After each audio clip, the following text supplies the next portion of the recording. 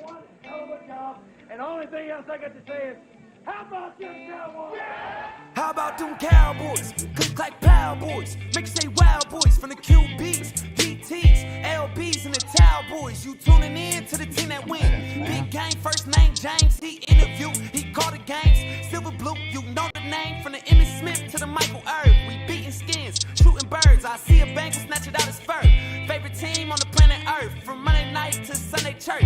DJ putting in the work. I'm tuning in, no need to search. Through thick and thin and good and worse. Them Cowboys, click like Power Boys. Make you say Wild Boys from the QBs, DTs, LBs, and the Towel Boys. You tuning in to the team that win.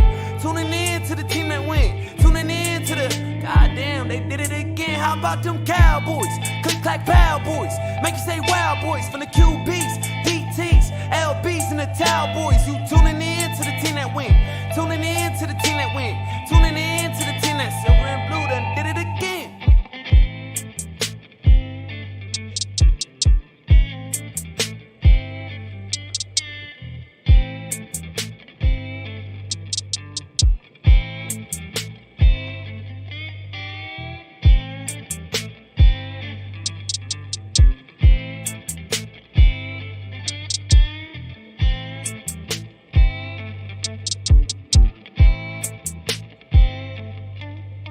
Them Cowboys, click like Power Boys. Make you say Wild Boys from the QBs, DTs, LBs, and the Towel Boys. You tuning in to the team that win. Tuning in to the team that win. Tuning in to the goddamn, they did it again. How about them Cowboys? Click like Power Boys. Make you say Wild Boys from the QBs, DTs, LBs, and the Towel Boys. You tuning in to the team that win. Tuning in to the team that win. Tuning in to the team that Silver&Blue done did it again.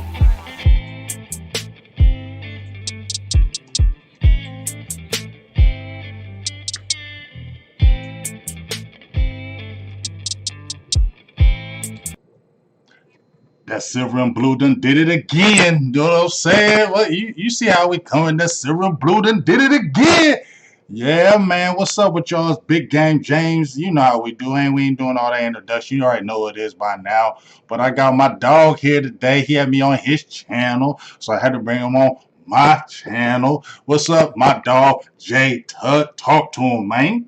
Yeah, what's going on, my God, man? What's up, Silver&Blue Nation, man? Thanks for having me on. Y'all know how we do every time we get together, man. We have fun. So that's what we about to do, talk this Cowboys football, and we're going to get to it. Yeah, man, we're going to have a good time. Let me give a shout out to everybody's in the feed, you know what I mean? James Robinson, Young Wilson, what's up? Kid Roscoe, T Smooth TV, Art Lugo, Raymond Colazzo, Eastside Herald, there your ass go.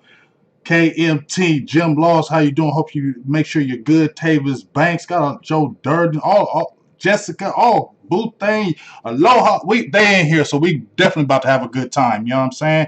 Make sure you share this, share the hell out of it, share, sub, do all that good stuff. You know how we do. We're gonna talk about some Cowboys football. We talked about it yesterday. I was just kind of freestyling, talking about a lot of Cowboys things. So we're gonna talk about Tuck's opinion on some offense, some defense, some rookies, some coaches, and we're going to start off by talking some Luka. You know what I mean? Yeah. Because we're both Mavericks fans, okay, and we took that L yesterday, but something happened yesterday that I want to talk about. Now, before I talk about this subject, Tuck, anybody who's in this feed, don't be disrespectful in this feed when we talk about this subject. Don't be disrespectful. Don't be tripping. Don't talk crazy in here. We're just talking and we just find out things. If you're disrespectful, I'm going to ban your ass. All right? So don't do it. We're just talking. You feel me? Right. So, like I said, last night they had we had our game. Actually, we lost. I hated that, but you know, right. Luka took his little lumps, but he had a little incident. I'm gonna show it first. I'm gonna switch to it right quick, Tuck. Right quick. He had an incident where we saw it first. It was where he basically said Harold was flopping on him, and he basically told him, "You flopping, dog. Stop doing that." Harold jumped up. Hey, oh, young Wilson. I think they say my audio's low. Sweet. Oh, is your audio low? Okay, let me turn it up. Let me see. Say something now. Yeah. Y'all, can y'all hear me? Can y'all hear me? Can you hear him now? Let me know if you can hear Tuck right now. Let's see. Can y'all hear me? How's he sound now, y'all? Yo, Mendoza. KMT said we good now. We set. Okay, okay, cool. Appreciate my guy. So there was an incident yesterday, and I'm gonna show it right quick. Where, like I told you, he thought Harold flopped, and he basically told him, "Man, you flopping, dog. Stop doing that." Harold jumped up, and they had some words. Now, after Harold did that, and let me see if I can show it right quick because my thing be lagging. I don't know if I want to do it. I don't even want to show it because my thing be lagging. I'm gonna mess up the show, Tuck. So anyway, he said, you flopping, big man, whatever. So there was a few instances that come down court. Harold gets the rebound, kind of goes strong inside on Luka, throws him a little bow, I thought, and then scores. After he scores, he came down and said, "Take that, you bitch ass white boy." Right. Now, Tuck, talk to me, man, because some people is talking about this, some people ain't, but it ain't big now. Right. And so I feel like what people are starting to do is place that double standard on athletes. And so what has succumbed over all this, athletes starting to speak out more, take a stance on social justice issues, like every little thing is being brought to the light. And we all know if you play sports, man, the things that are said down there, that's pretty much minimal, what he said to Luka, but it doesn't sit right when you have Black Lives Matter, unity, equality on the back of your jersey. So that's what people are going to start to pick out, because when you have that type of stance, you're trying to make it, you got to make sure that you're all the way 100 with it. You can't be stumptommy and wishy-washy, like you want, equality off the court, but during the court, you can say whatever and disrespect people due to their race, different things like that. Like you said, it's something that happens frequently in the NFL season. It's going to happen a lot, but it's going to be highlighted bigger than ever due to the situation and times we're in right now. So, do I have a problem with it? No, because like I said, that was minimal. We've all heard a lot worse. I'm sure Luka's heard a lot worse. But right now, it just happened. He got caught saying it. And so now he has some explaining to do.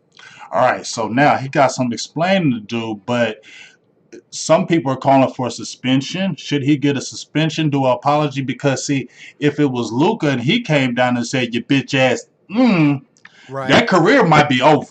You feel me? Right. Because ain't nobody gonna be looking at Luka. They're gonna say he a racist. They're gonna say you was always like that. They're gonna make him apologize. Nobody's gonna look at him the same anymore. He's gonna be, and he might be blackballed.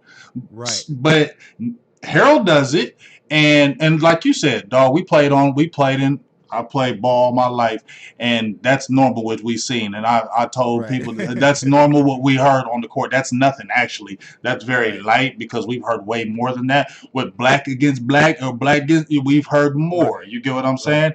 But if he were to do that, it would have been ridiculous. Do you think Harold should deserve a suspension in light of what's going on with Black Lives Matter and social justice and everything, social consciousness?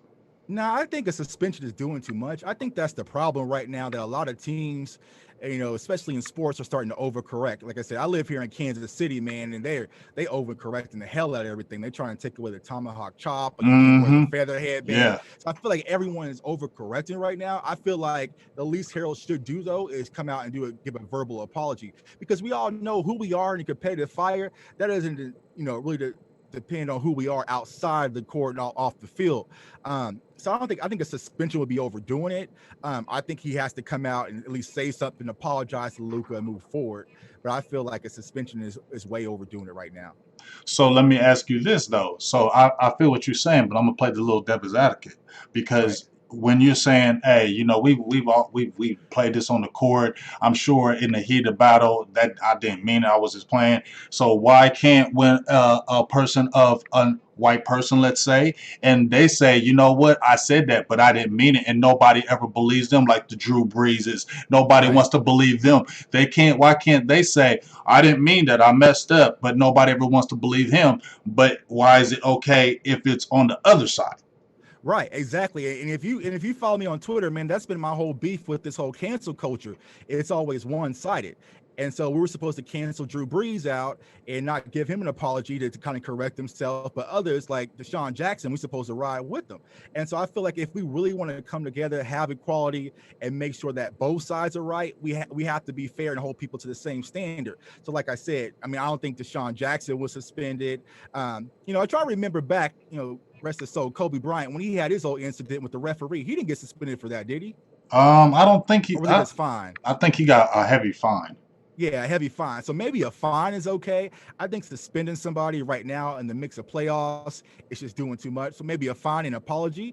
Now, if Harold's not going to come out and apologize, then maybe the NBA needs to step in and fine him. But he needs to come in and correct it. And I feel like it's one of those things that he just got caught in the moment, because I'm sure that was said to Luka numerous times on court. So like I said, but like you said, yeah, it's a good conversation to be had, man, because we got to hold all sides accountable. We can't just dig up tweets on, the white draftees before they get drafted from when they was back in middle school, right, and not hold the black athletes to the same accountability. So it's like, yeah, we can't be one-sided with this whole thing. We all got to come together and show some accountability on both sides if we ever want to see the real change that we actually pushing for. And I agree with you with that. I think that's the biggest thing with me, Tuck, is that you can't have it both ways. Like, you can't sit there and say, well, Joe Burrow, or he had a tweet 17 years ago, or he had a tweet 8 years ago, and he said something. You're like, oh, he's a racist, cancel him out, he can't do that. Right. But if another person of color, like a black person, someone else, and they say something, it's almost like, well, we've been oppressed for so long, it's okay. And really, if we're really trying to get together, as we say, if we're trying to build one nation, as we say, and we're trying to make things right, as we say, it has to happen on both sides all the way around. Because if you can, I can say in my heart, dang, that was a heated moment, I really didn't mean that, and I can really say that. You feel me? It should be allowed to with somebody else as well. Right, because that's the divide people needed. So the people who's been feeling like they've been pushed into a corner, they can now say, okay, so where's your apology? Why you ain't apologizing? So if I say something or misspeak, y'all want to get me released from my job and all sorts of stuff. But when this happens, it's just okay, and we're supposed to just turn the other cheek. And so, yeah, man, you got to hold all parties accountable. Black, white, Hispanic, Asian, all of us need to come together, man, and really do what's right for everybody. It's not just about one side. Yeah, well, like I said, I wonder what's going to happen with this. I think at minimum, it should be at least an apology. You know what I'm saying? I think apology definitely is in order. And I don't know. You know what I'm saying? Because, like I said, I don't know. Maybe a fine because of the situation. You know what I'm saying? A fine. Because it dilutes the whole message the NBA is trying to press. Right. You got players out there with all sorts of stuff on the back of their jerseys. Right. And if he would have said, take that, you punk ass B, something like that, okay, cool. But when you throw in the white boy, like, that's specifically talking to his race. Right. And so it's like they're trying to get rid of that. That's what we fighting to get rid of. And so, yeah, it really deminimizes what the NBA is trying to get across. So, yeah. Get that fine popping. Get that fine. Get that. But Adam Silver, he's a leader, man. He's gonna take care of it. Yeah, he's I like him. He's a good commissioner. I think he'll deal with the right way. But I think something has to be addressed, because I don't think this should linger, because I think this will come back as a kickback. I think this will come back and haunt. So address it now, move on, get it over with, and don't let this thing linger, because other people can bring this thing up later. Right, because that's what the people who are opposed to all this going on, that's what they're waiting for. That's what they're really watching for. It's just that, see, I told you, see, like that's what the moment they're waiting for. So yeah, don't give them that feel, because even when the football season starts, there's going to be so many people just watching for that one little thing and say, see, that's why they shouldn't do this, or that's why they should be speaking out about this. Don't give them that opportunity. Stay solid. Stay solid. And I know it's hard. I mean, it's hard. I mean, we all playing Madden, and I say some stuff, like, oh man, bro, you don't want to see some things. He want to hear some things. I say, they be like, "What, big guy? You tripping?" Like, hey, it just happens sometimes. You know what I'm saying? But like I said, I think you got to address it, get it out the way, so stuff doesn't linger, so something can't come back and kick back to you. You know what I mean? Exactly. But I'm seeing a lot of people talking about the freedom of speech. Let me see what people saying in there. Yeah, but ignorance, rude Glock. I've seen people here talking about it. It's just a frustrating thing, but we are going to, my boo, she had all kinds of things to say about this.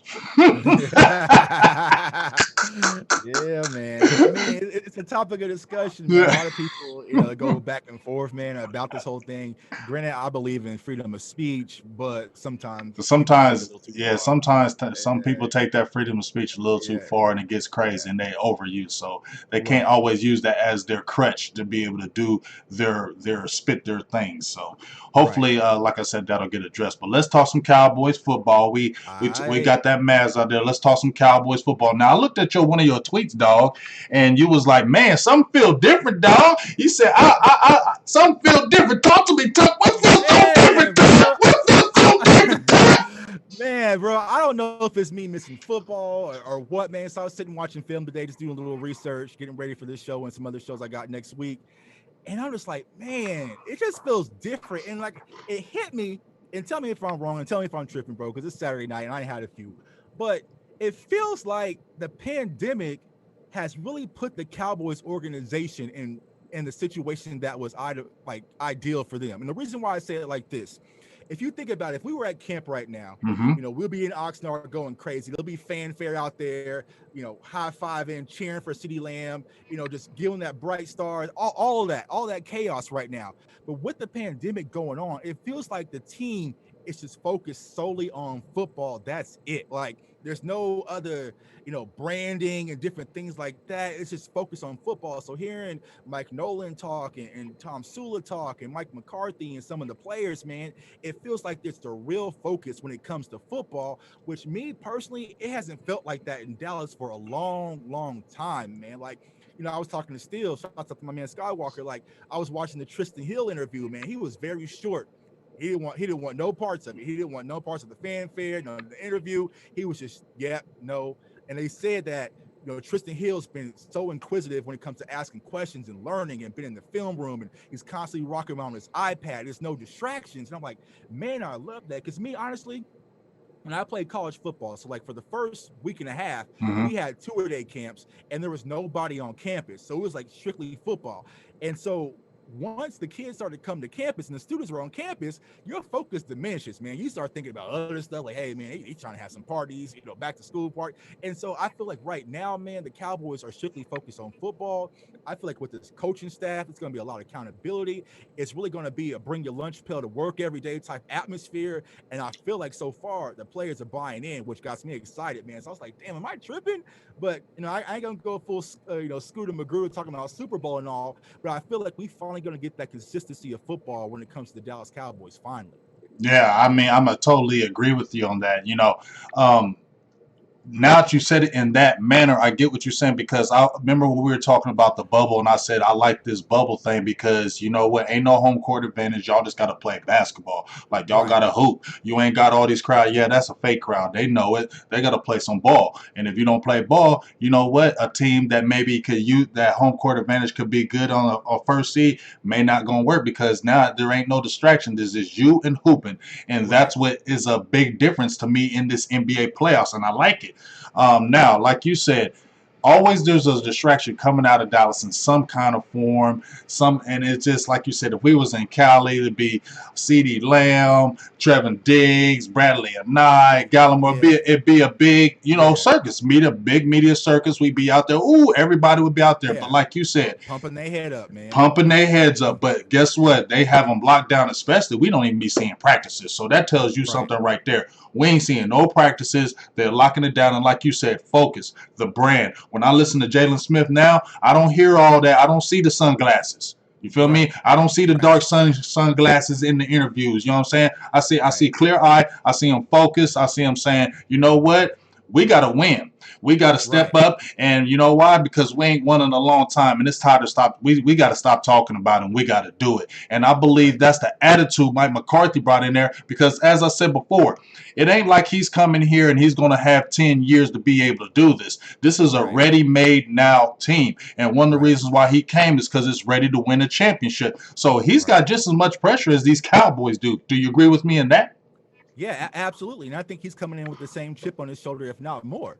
And going back to you mentioned about Jalen Smith with the glasses and everything, what a lot of these players don't understand, the triplets, the Dallas Cowboy brand you see came from winning. Like, we wasn't just riding with Michael and Irvin and Emmett and these guys and they was losing. Like, they was winning. So if you go out there, do what you got to do and win, I swear to God, I'll buy all the Hot Boy t-shirts. I'll buy the whole store. You know what I'm saying? But go ahead and put winning as the priority in Dallas and all that branding and all that extra stuff later, man. And I felt like last year it was always just self-promotion, self-brand.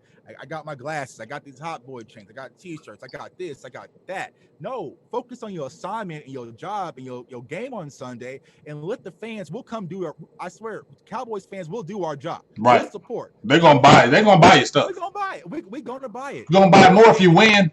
Right. Go ahead, handle your business. And I feel like it's just a real business-like atmosphere when it comes to Dallas. This is what I've seen so far through the interviews and just why the players is carrying themselves. Like, so I'm excited, man. I mean, dog, I totally hearing you with that, especially like I said, and this is what we don't, and this is why I got frustrated with people would defend Garrett when they were like, man, he ain't fumbling the ball, he ain't dropping the passes, that would frustrate me because it was like, but dog, y'all don't see it's a easy atmosphere. I was there at the last two camps. Those were not hard camps. I'm sorry, they were not a hard camp, and just little things that I was listening to Van Der Esch and I was listening to Jalen Smith and the linebackers talking about. We do specific strip ball hawking drills. We do strip drills and we do it as a set time, and it's not like no 5-minute period. We have a set time that we just do this because we need to be trained. When I was at them Cowboys camp,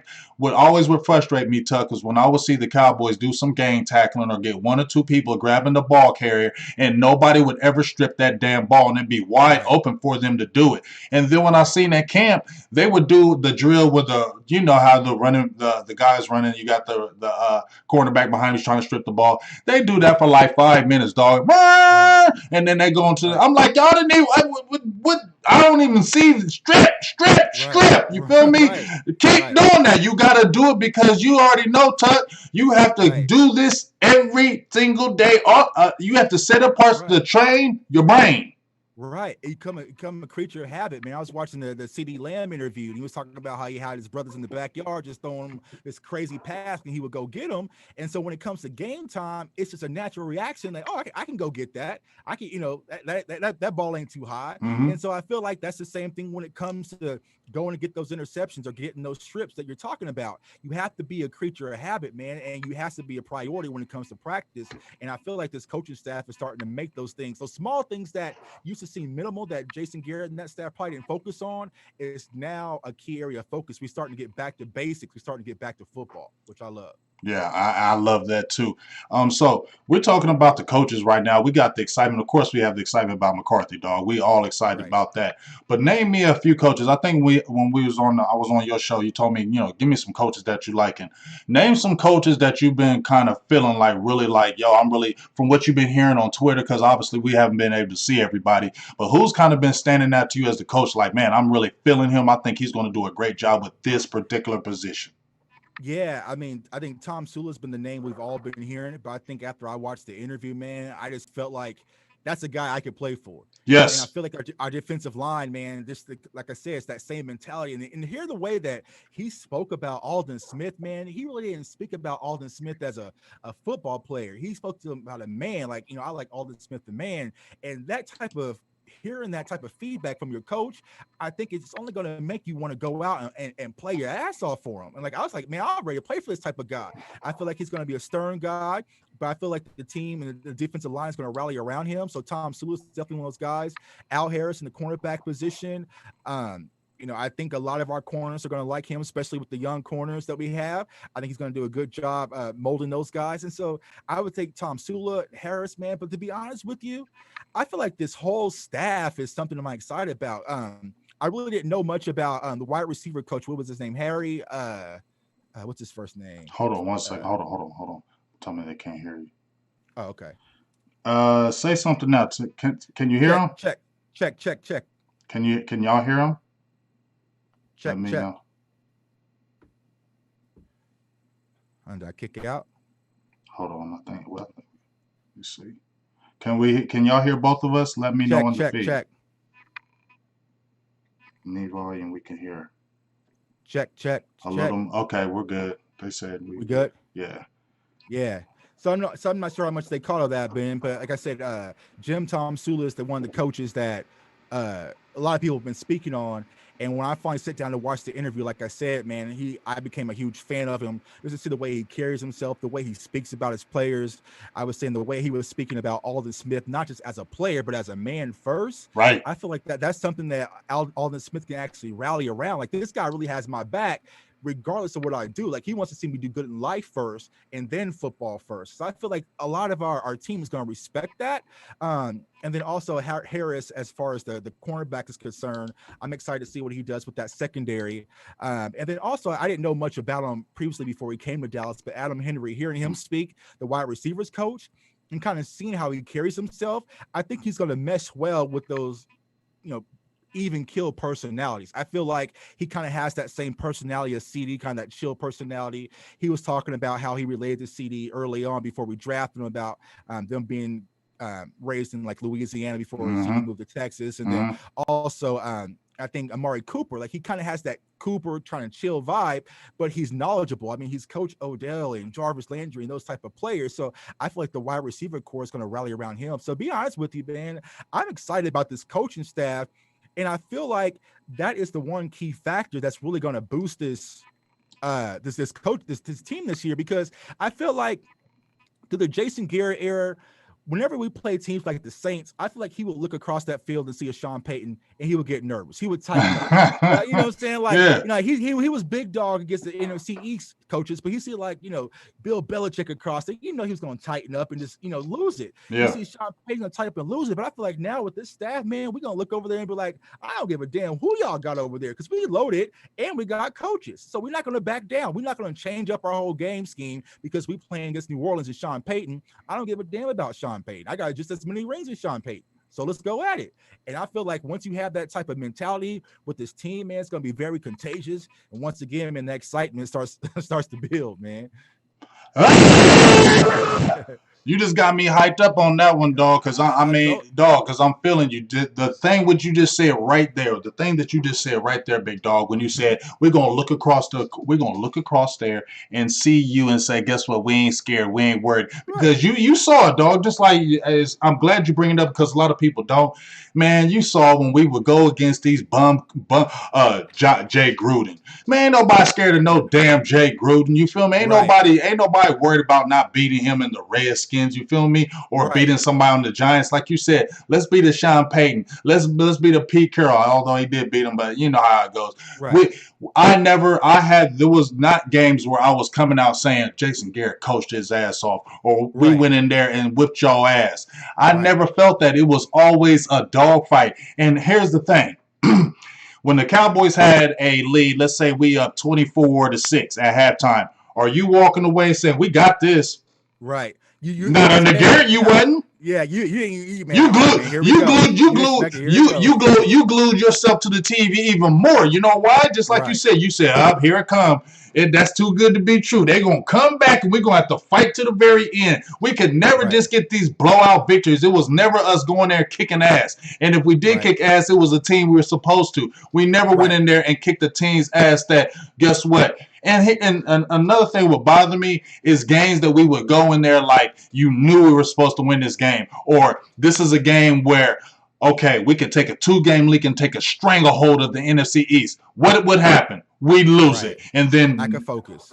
Dog, we would lose that damn game, and then we'd have to fight the next 3 or 4 games in to get into the playoffs. Or we'd lose that one bad game early in the NFC, and you're like, here we go. This is going to haunt us at the end of the year. Right. And then we have that playing game at the end of the year, and with Jason Garrett, you start getting shaky. And then here's what I've been telling people. Another one of those coaches that Jason Garrett used to fear was Mike McCarthy. Yeah, because he would up against Mike. He would tighten up. McCarthy would kick his ass, and you remember him. McCarthy in his interviews his chest would be out like, we love coming down to Dallas. We feel good when we come down here. He would say it in his interviews. Right. And we would do nothing about it, man. And that's the thing, is like, man, I just kind of want that. I want that mindset that's kind of spread through our locker room and our organization.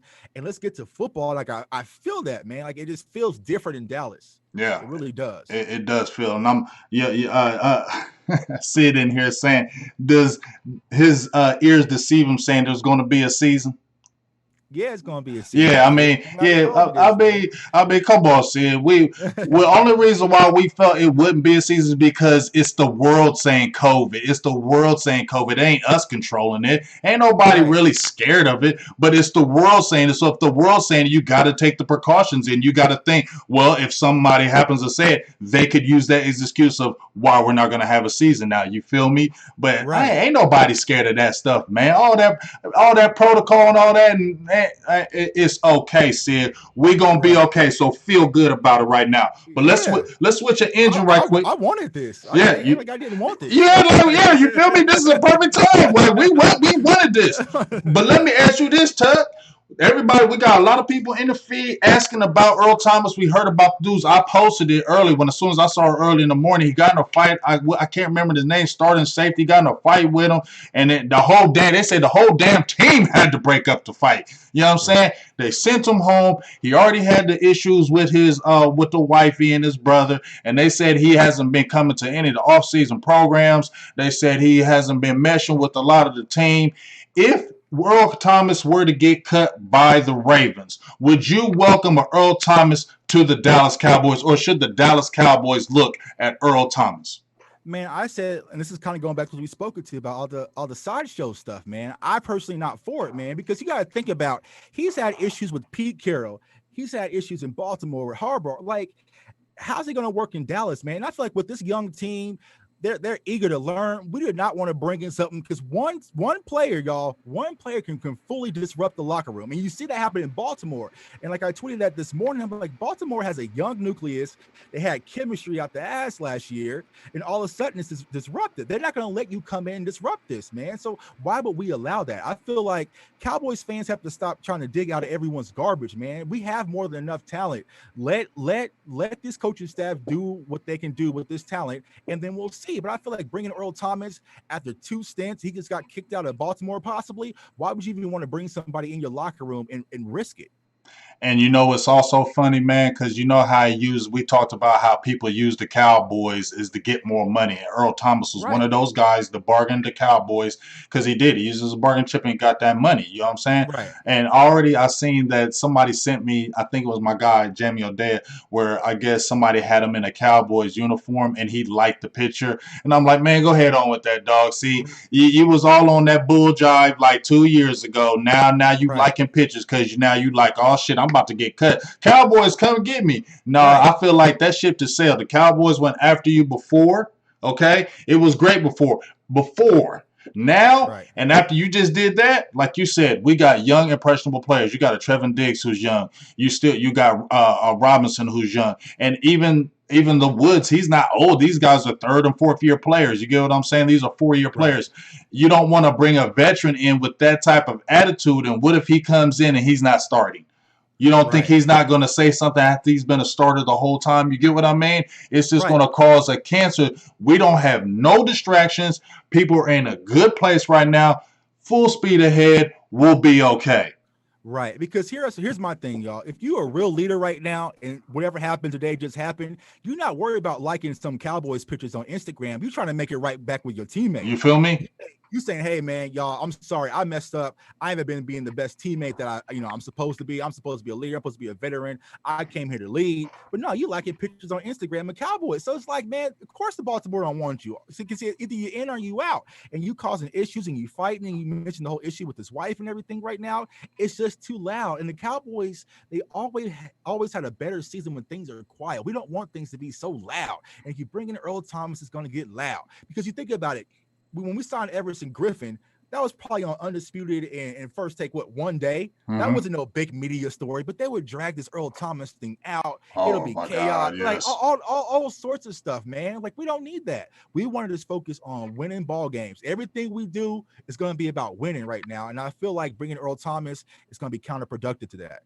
Totally agree with that. I'm agreeing with you on a lot of things, Tuck. I'm sorry. I want to disagree with you, but you're saying too All many. right. You saying too many damn good things. So you Yeah, maybe we man. might disagree later. Maybe we'll find some friends we're gonna disagree on. You saying too much good damn Yeah, stuff, man. I gotta keep yeah, agreeing. But and also, yeah. Tuck, he ain't like he a spring chicken. It ain't like he Right, 23 years old. He over right, 30, and it wasn't like I mean I know he made the top 100, but he didn't have the greatest year. He dropped some, but he didn't have the greatest year at Baltimore. You feel right, me? And he was having beef. I seen him and what's Marlon Humphrey? I seen them right, too, and I'm gonna tell you right now, Marlon Humphrey hood.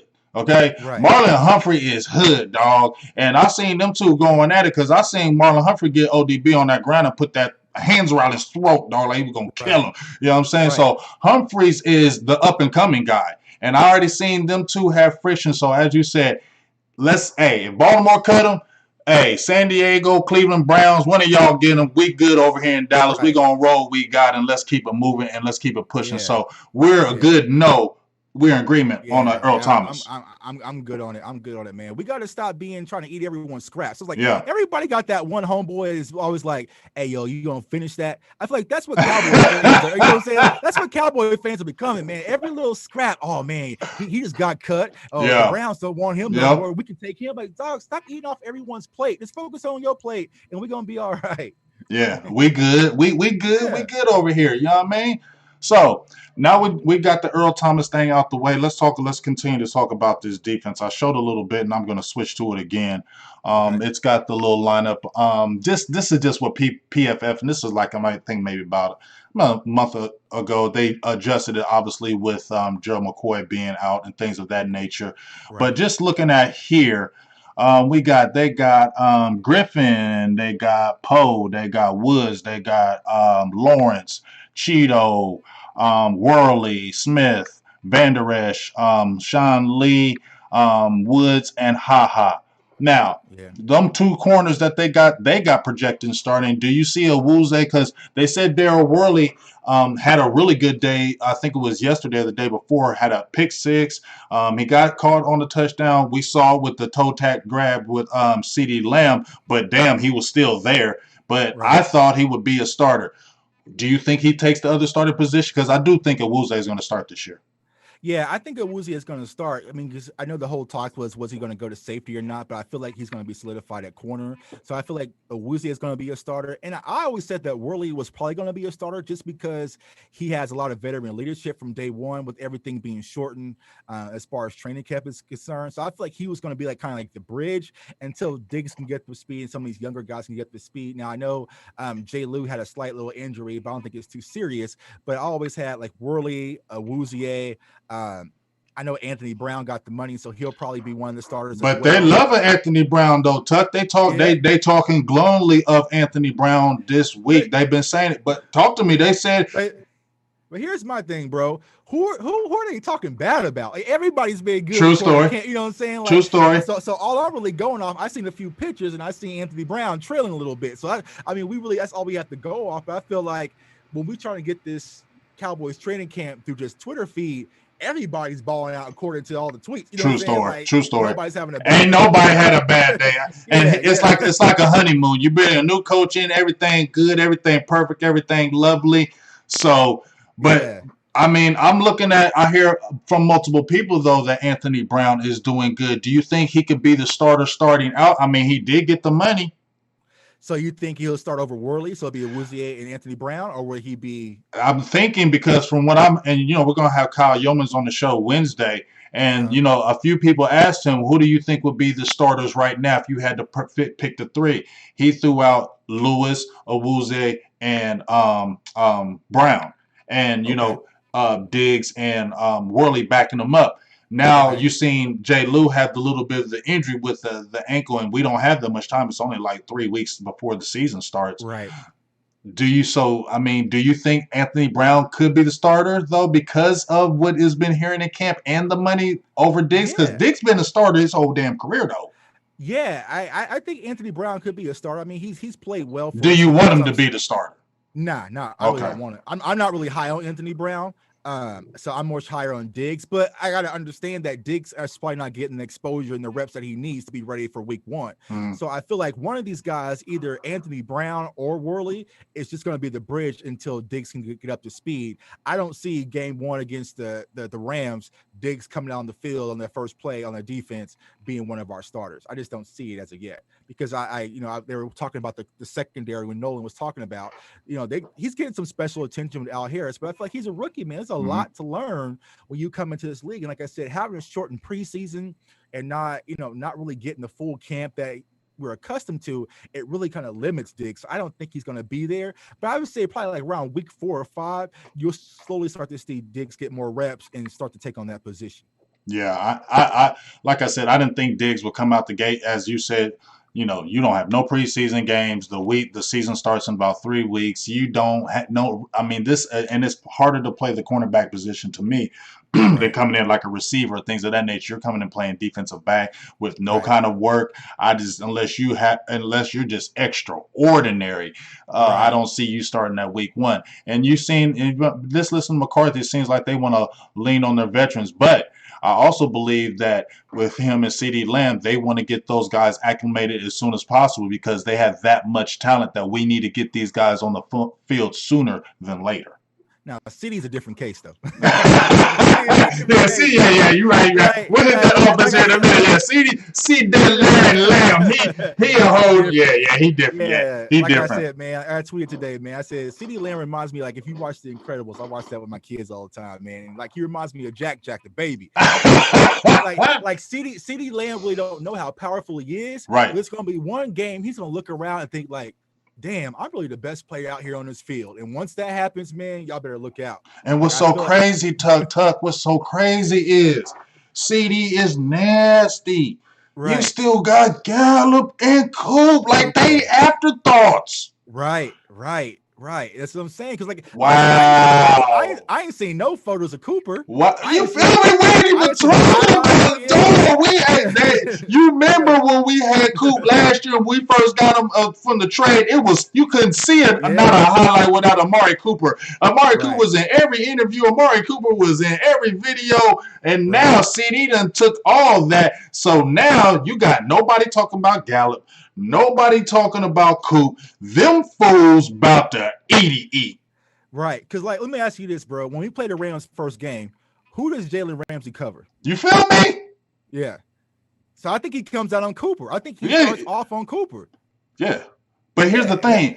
And everybody's talking about CeeDee in the slot. And you can put CeeDee on the outside because Coach already said he can play all 3 damn spots. Right. You can put him on outside. Put Coop in that damn slot and let him surgically kill that third corner. Are we talking about a third corner and you putting Amari Cooper in the slot? You are dead in the water. You feel me? Right. And then you still got Gallup and you still got Jarwin, man. And you got Pollard. Like, that's what I'm saying. We got so many weapons, man. It's on the offensive side of the ball. It's really crazy. Like, I was just playing a Madden a second ago before you called me, man. I'm just like, damn, what I got to do with all this, man? Like, you know what I'm saying? But that's the fun part about it, man. I think what has a lot of fans excited is about this offense and these weapons that we have. And I feel like Mike McCarthy and Kellen Moore is going to do a good job of utilizing them at the opportune time. So and that's what gets you excited, that the coaching is probably, you can have good players, but you got to have good coaches to coach them players. I don't care how good the players is, they need good coaches. And if the coaching is good, it's going to take away their playing, it's going to take away their ability. It just does it.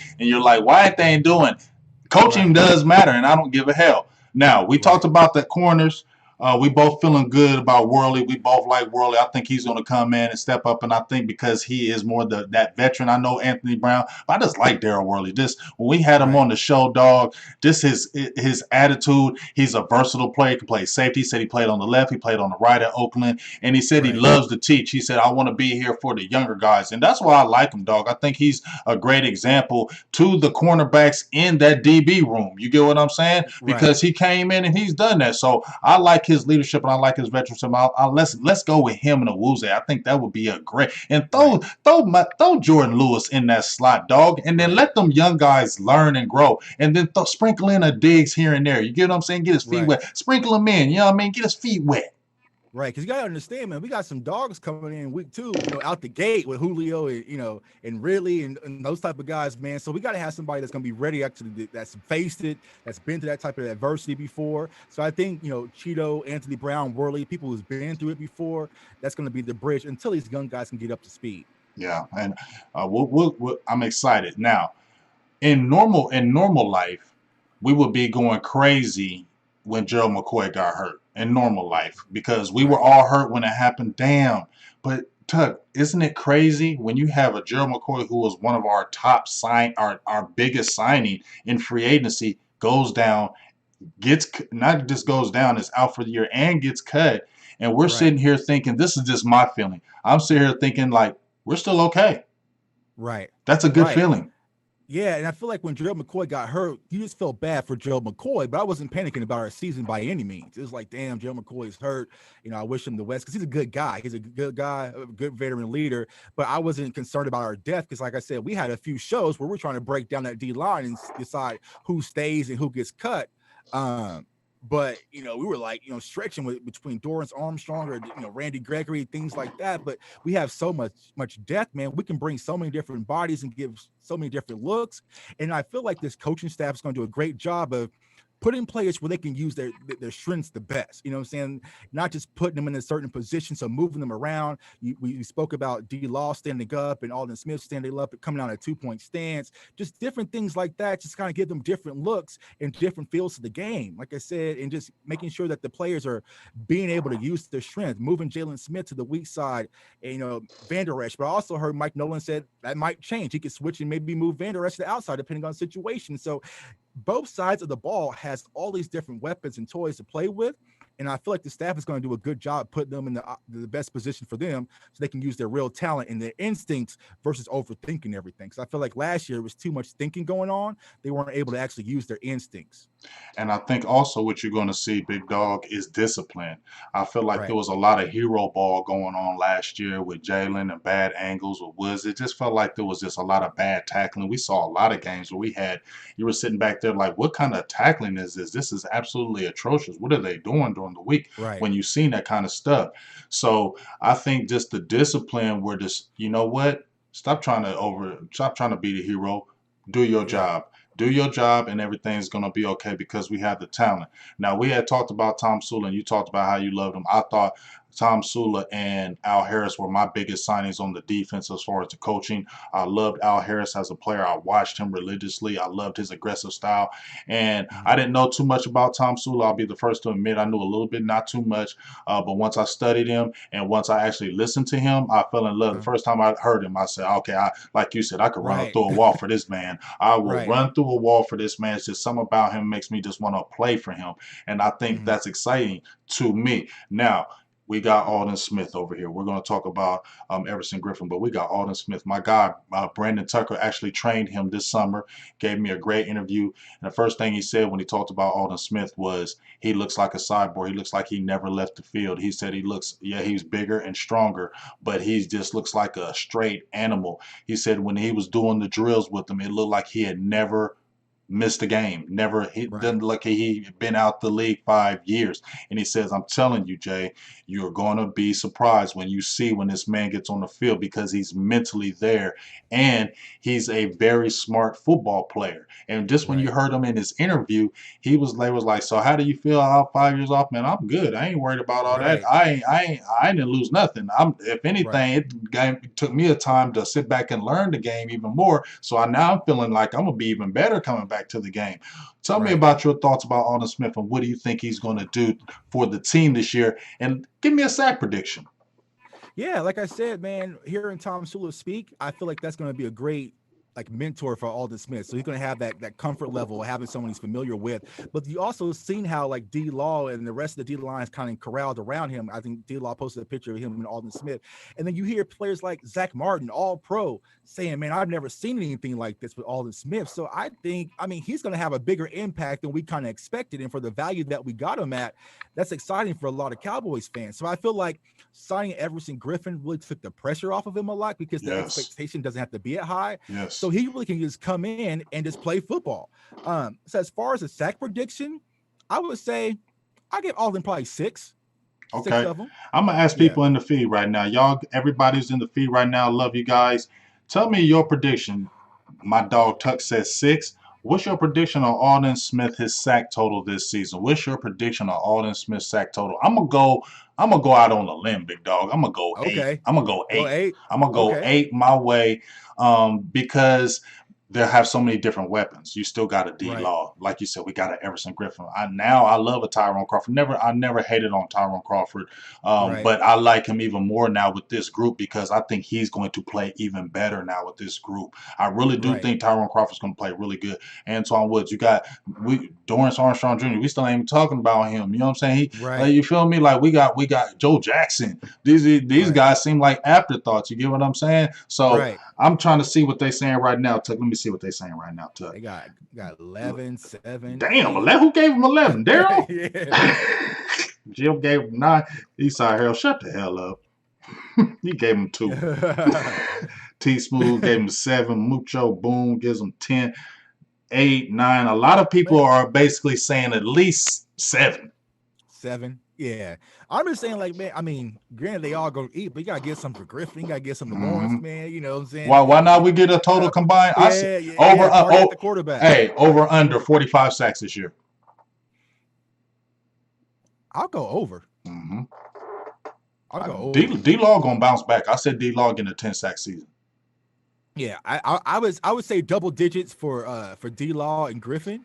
And so you got to think if Alden Smith is around that 8 threshold, and then you're going to have Jalen Smith and those guys coming off the edge. Yeah, I would say take the over. Yeah, I like that too. Because like I said D-Law. I didn't say he was like had to have a bounce back season, but I said, because he did everything he needed to do. If you really watch the tape, man's taking on double teams. He's doing a lot more in that run game than a lot of people will ever know, setting the edge, things of that nature. But I just feel like now him having Alden Smith, and they actually asked Alden in the interview, you and D-Law, and that's what I've been hearing. They hit it off from A1, day one.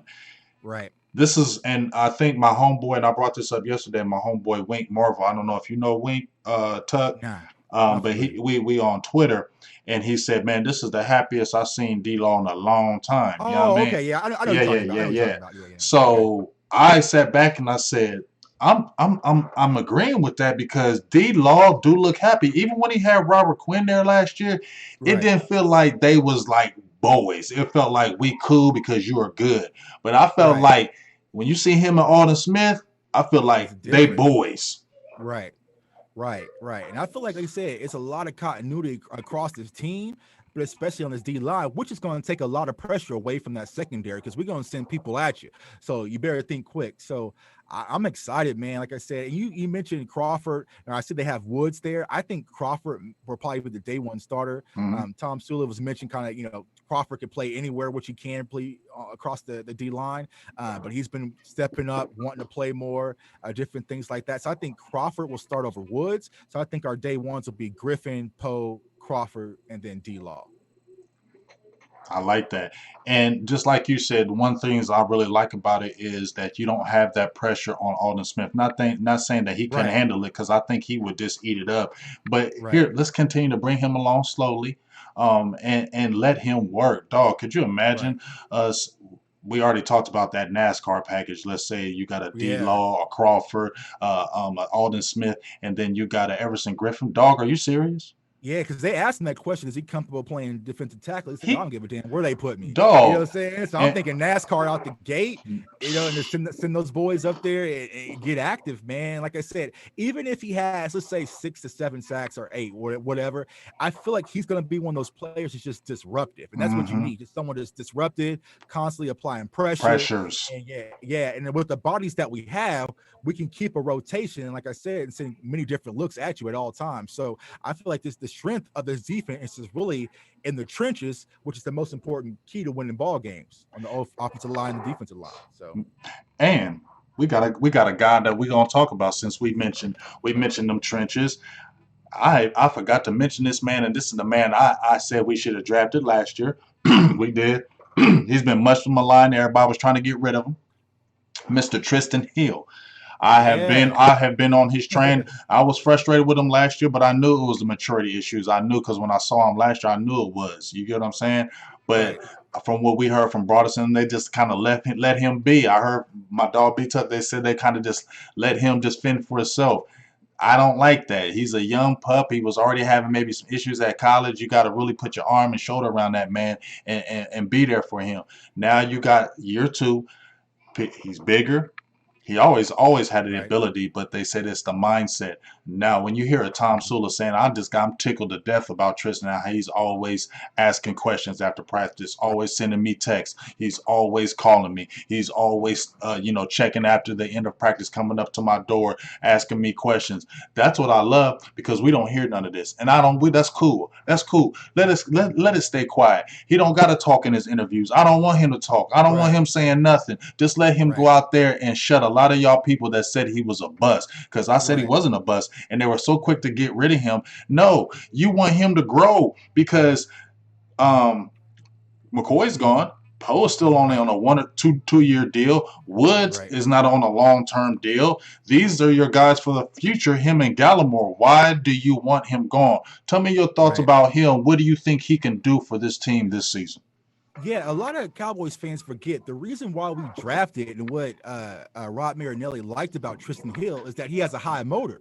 You know, like people got to understand when you come from college to the NFL, you just don't learn out the gate. Like some do, but some players they have to develop. And so I feel like a lot of people wrote off Tristan Hill just because we were mad because of the taco situation, which Mm-hmm. really had nothing to do with Tristan Hill. But Mm-hmm. Tristan Hill had him high motor when he was at UCF. Granted, we knew about him falling asleep during film, but like I said on the last show, it's like hell. If you watch film, man, it ain't easy, man. Like it doesn't say I used to Man. fall asleep on film all the time, but he's starting to get around the team a lot more. I feel like he has a coaching staff that believes in him. He's asking questions. He's starting to be more inquisitive and learning the defense and different things like that. So you apply the mental aspect to somebody who already has a motor. Well, then you're back in the ball game. And I feel like Gerald McCoy getting hurt is just going to get Tristan Hill more opportunity to actually do what he's capable of doing. Yeah, and I think about it. Tristan Hill's balling out. Let's say Tristan Hill is balling out. You sub in, let's say Crawford, because he's not the size of Hill. You sub out a Crawford. You slide in a Hill who's doing his thing. Say him next to Poe. I'm feeling good about that weight in that middle. You get what I'm Right. saying? I'm feeling good Right. about that size because Poe's a big boy. I've seen him at practice. He is a big boy. He's that fat boy that I've been wanting for a long time, and he's light on his feet. So you can Right. slide them two in, and then Gallimore looked like he's picked up weight. He looked like he picked up Right. the weight to get bigger to hold down that front. And I'm hearing he's Right. doing really good in the run game, dog. So Right. that is exciting when you hear about a Gallimore who's a rookie.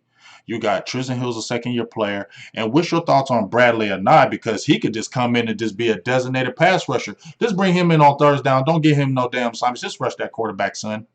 Yeah. Bradley, not like I've been saying, man. Like he's going to be those people who I think Cowboys fans is going to be a fan of. I think he's going to be a fan favorite. It's just really just getting him the opportunity. Like as we mentioned, there's so much damn depth. It's just like where we're going to put him in that. I mean, it's probably going to be just a third down pass rusher. That'll probably be what his main focus is originally, and then he'll get acclimated up to speed a little bit more. But like I said, I'm very high on Bradley Anai. He was one of the draft picks that I liked. I believe this entire draft was solid. But let me ask you this, bro. Yeah. Since we cut Gerald McCoy, do you think he's coming back next year, or was that just a smoke screen that Dallas gave him? That was a great smoke screen. Okay. That was a great smoke screen. That was he ain't coming back here, man. Yes. Once they cut him, he gone. It's almost like, why did y'all even say that to him? Why'd y'all even do that? We know damn well Gerald McCoy is not coming back here next year. No way, no how. It's not gonna happen. You got a whole year of these Hill, Gallimore. Why would you bring a McCoy? It wouldn't make sense then. Right. That's what I was trying to explain, man. Like Jerry gave him that lip service, but he ain't coming back next year. Not with these all this depth we're talking about right now. It's just I still don't see it happening. And then you can still get people in the draft. You get what I'm saying? You're still going to do a replenishment. Why would you get him after coming off a full year of something that you tore and now you're a year older? No, that just Right. doesn't make any kind of sense. I was hoping that it was going to happen because I always liked Gerald McCoy because obviously I'm a Texas guy, so I seen Oklahoma. Seen him play all the Right. time. I always Mhm. liked his game, and I felt like he really wanted to be a Cowboy. I love what his leadership, his infectious attitude. I really think that would have really gravitated toward the team. But at the end of Right. the day, I love the mindset from the coaches because even Right. though the player is not there, I feel like the coaches, we have a strong coaching strength in there now. Before we didn't Right. have that. And to me, Marinelli saying this and Chris Richard saying that and Ben Bloom saying this and this player Right. said that and the two coaches was arguing. That's what Right. when you have that, that's a recipe for disaster. And I think we have more strength of mind as the coaching staff we have now, and guys are more attentive saying, yeah, we lost to McCoy, but we're going to be okay because the leadership is still strong in this locker room. Right. And the one thing, one of the nuggets I picked away from some of the tweets about practice and training camp is that you're seeing some of those guys, undrafted free agents, maybe play with the starters, different things like that. So different looks. So they getting that exposure and experience. And so, once you get out there on the field, it's your opportunity to shine, man. So I feel like a lot of these kids who really wouldn't have got the look under the Jason Garrett era is going to get that look under the Mike McCarthy era because they're putting everyone in certain situations to really see how they can handle things. And I feel like that's what Tristan Hill right now is taking advantage of. Definitely taking advantage of. I got a question here from the Lunatic. He What's up, bro? says, who is looking more in danger? This is a great question. Joe Jackson or Dorrance Armstrong Jr.? I'm personally high on Dorrance Armstrong. I've been high on Dorrance Armstrong. I like him. I would personally, if it's up to me, I would say Dorrance Armstrong is a keeper and Joe Jackson be the one in danger. Now, Now I know from just the eye test. Yeah, from the eye test though, Joe Jackson passes it more than Dorrance Armstrong. But I feel like from the reps that we've seen from Dorrance Armstrong, he was solid. Because I watched him here when he was at KU in Lawrence, and so he's a good, solid kid. But like I said, he doesn't jump off talent wise like Joe Jackson does. But if I had to pick, I would say Dorrance Armstrong would be the one's going to get that spot over Joe Jackson. I like Dorrance Armstrong. I liked him since they came out of college. I was on the Dorrance Armstrong Jr. hype train last year. I Yeah. was like, he gonna turn up, and then he just disappointed me. But I think it was more staff. I'm not gonna say the player, but I just feel like, I just scheme matters. Coaching does Right. matter, man. It does. Tuck, Right. you Right. played on a higher level than I did. You know scheme matters, and if you don't put a player, I played basketball on a high level. If you don't put players in the right position to succeed, they're not going to Right. play to their best ability. And I feel Right. like that's why we didn't see the best of a Dorrance Armstrong Jr. Now, to answer that question between those two, I'm gonna go with Armstrong Jr. because it's his third year. This is Joe Okay. Jackson's second year, and I think what they would do was stash a Joe Jackson if they could to the practice squad again, if they could. Okay, because I think they really need to see Dorrance Armstrong Jr. because this is third year, man. We got to see what Right. he is because you got to see if he's going to be in the long-term future. So I feel like if Right. you're going to do anything, you're going to keep an Armstrong Jr. because it's not like he don't have talent. I Right. said that, before McCoy got hurt, would they dangle him before the season started because now you have this influx of talent, and I feel like you could get something for Darnell. I know he doesn't have numbers, but I feel like you could Right. get something for him. Right. Exactly. Exactly. But So, as you see, man, depth definitely comes into play, mhm. especially this season. I mean, me and you spoke about it on numerous occasions, man, with these injuries. So you want to make sure that you have enough loaded in your clip because at any given moment, people can go down. So Exactly. Now I got a question here from Eastside, and since it's a decent question, Eastside, I'm gonna go ahead and let you get that question off. He said, "Ask Tuck, why do you think Dak didn't get a long-term deal, and how do you think he feels about that?" yeah. So I mean, it's kind of tired of talking about this Dak Me contract thing, too. I'm gonna just but let him do it. I'm gonna get you one question off, but yeah, Eastside. we'll get you one question. Yeah, I just feel like the Cowboys are playing hardball with Dak Prescott because they're not wanting to overpay. I feel like they have a fear of overpaying Dak Prescott. But me personally, I feel like if anyone deserves to be overpaid on this team, is Dak Prescott. He's done everything that he's been asked to do from day one. He didn't get the opportunity to sit behind a quarterback and learn the ropes. He was forced into the brightest lights of all of sports. He's done well. He's been a perfect leader on and off the field. Even to this day, with all the situations going on, he's still being a leader. So if anybody deserves to be overpaid, it's Dak Prescott. So that's how I feel about it. I think what's going to have to happen is that the agent and Dak and Jerry and Steven, they're going to have to come to the middle ground and really decide that, find a middle ground for the teams that, hey, we want to work this thing out. Because I feel like if Dak draws his foot in the sand and Jerry draws his foot in the sand, that could lead to a ending in Dallas, which we all don't want. So I think there's going to have to be some middle ground. But I feel like the relationship with Mike McCarthy and Dak Prescott's going to play a critical role in that. Because if Mike McCarthy is high on Dak Prescott, they build a great relationship and a new trust, a new bond. I feel like that's going to be enough to finally get something done for next year. But if we franchise tag him next year, man, then it's going to be a wrap. Yeah, I agree with that Mike McCarthy thing. I feel like it's between him and Mike McCarthy. If him and Mike McCarthy really mesh, if him and Mike McCarthy really gel, I feel like it's not going to be nothing but a flip of a switch when they give him that money. And I honestly feel, dog, I really feel like they wanted to do another. Let's see it again. I feel like they wanted to see, you got a new coach now. Yeah, you did it with Garrett, but you know what? He ain't here no more. You got McCarthy. Let's see if you do it with McCarthy. I feel like that was because here's the thing, and I'm going to get off of this subject. I just want to say one thing, that it was the lame-ass excuse of COVID of why they did not get the deal done. That was a bunch of BS, because I never heard Steven say none of that shit until his daddy said it. Once his daddy said it in the interview, oh, it's the COVID, then he bounced right off. I'm like, well, as he said before, you guys, the COVID did. No, it didn't. You had not with 17 contracts getting signed during COVID and running backs getting signed astronomically. Christian McCaffrey getting guaranteed deals. You feel me? As a running back. No, I don't want to hear that stuff. Don't lie to me ever again, Stephen Jones. Well, I know you will, so I'm gonna just leave it alone. And that's the thing, man. Steven has to understand he's not a good salesman like his dad is. No, we see through Steven. To be honest with you, when I watched that Jerry Jones interview, I got sold. I was like, thinking, damn, man, we really about to have football. I should buy some damn, saying, but Jerry has that. That's always been Jerry's thing. But when Steven talks, man, it's like, man, I don't believe a word you say. Right. You try to run with that whole COVID scenario. Like, bro, I mean, you can see the Chiefs come up with COVID with Pat Mahomes and Chris Jones and, Travis Kelce. So, I mean, you the Dallas Cowboys, billion-dollar organization, man. You could have flew a helicopter to Dak if you had to and get the deal done. So I don't want to hear no excuses about no damn COVID. Yeah, that when I seen them do that, I damn near threw something at the damn TV. I said, Stephen Jones, I'd have bust you in your head for that one. You know damn well wasn't no damn COVID until Daddy said something about COVID. He said, yeah, it was COVID. Man, shut the hell up. Yeah. I forgot about that. Yeah, that was the reason why. I forgot. It's COVID. You know what I'm saying? That's what it is. Or they tried to get a deal done last minute, couldn't come to the terms. Why would you wait last minute for your franchise quarterback? Oh, yeah, the fax machine. You know what I'm saying? It takes, it takes like 10. Man, shut.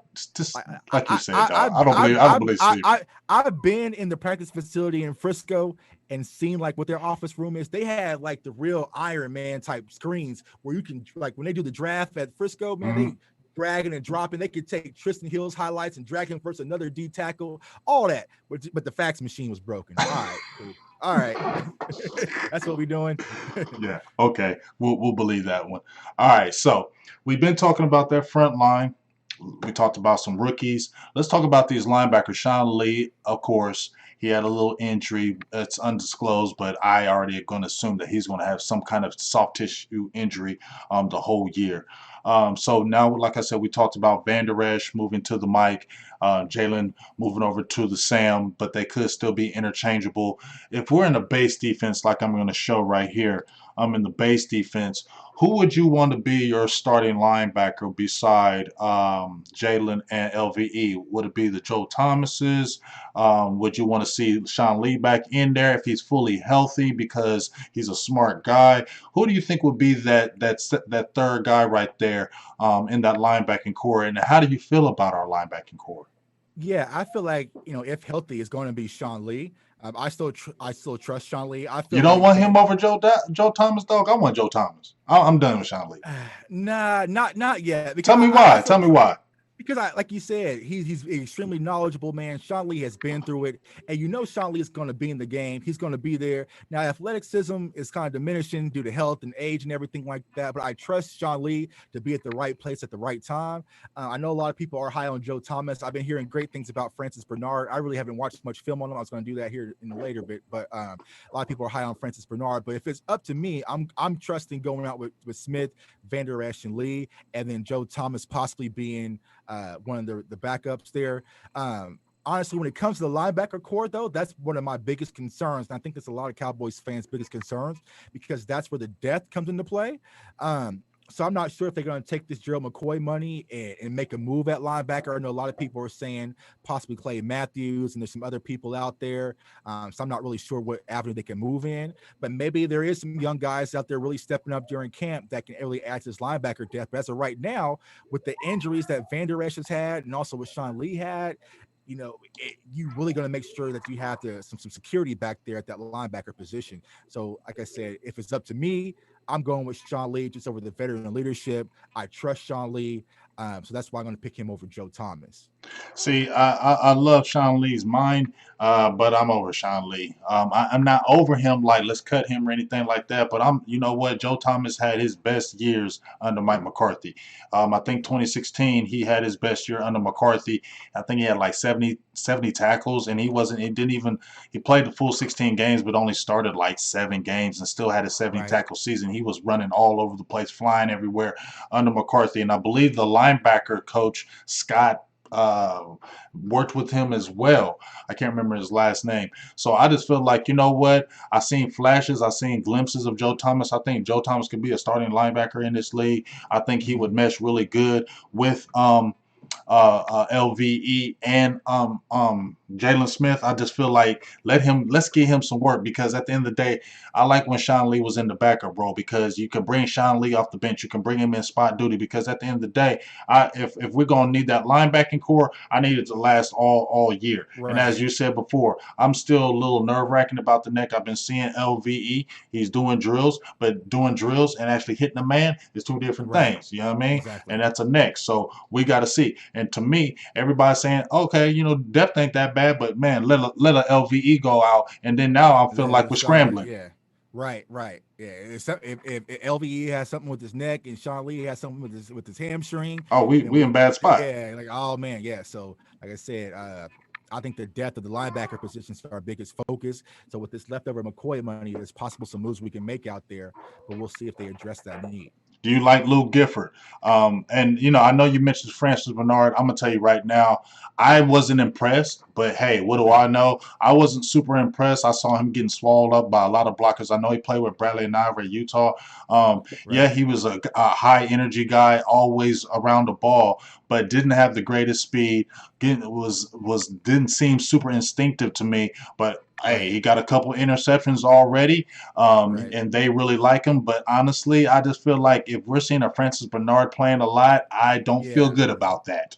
Right. Yeah, if they get up to that second level, man, it might be curtain. So yeah, I would say that's the biggest concern. So I'm not sure what they can do to really address it, but we'll see. What do you think about Gifford? You think he gets some meaningful reps this season?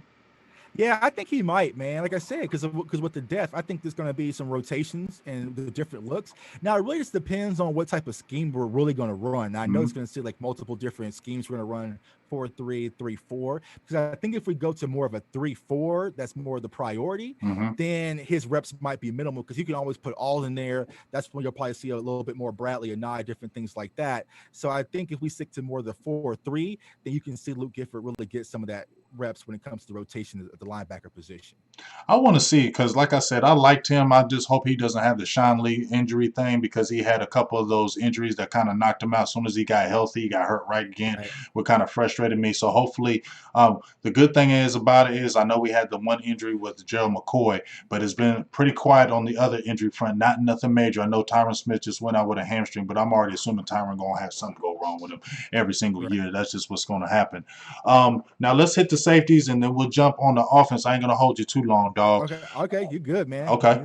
Well, let's roll. We always have a blast, man. All right, with my guy, man. Let's roll. So we're talking about the safeties. You got Xavier Woods. You got I you know what? I think HaHa's gonna do good. Once again, you had good years, Pro Bowl years under McCarthy. So that's I feel like, and he's saying I feel comfortable in that. But let's talk about this one Donovan Wilson. Okay. They said he's been picking up where he left off, been quiet the last few days. Does Donovan Wilson have a chance this year to be in in the mix as a starter? Will he see any kind of time, or is he going to be like a special teams guy? Does he make the team? What is your thoughts on Donovan Wilson? I think he has the opportunity between, to really get some reps, but it really depends on how Woods and Haha looks early.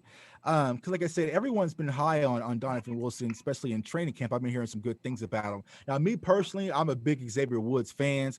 I know a Yeah, lot of you people. are.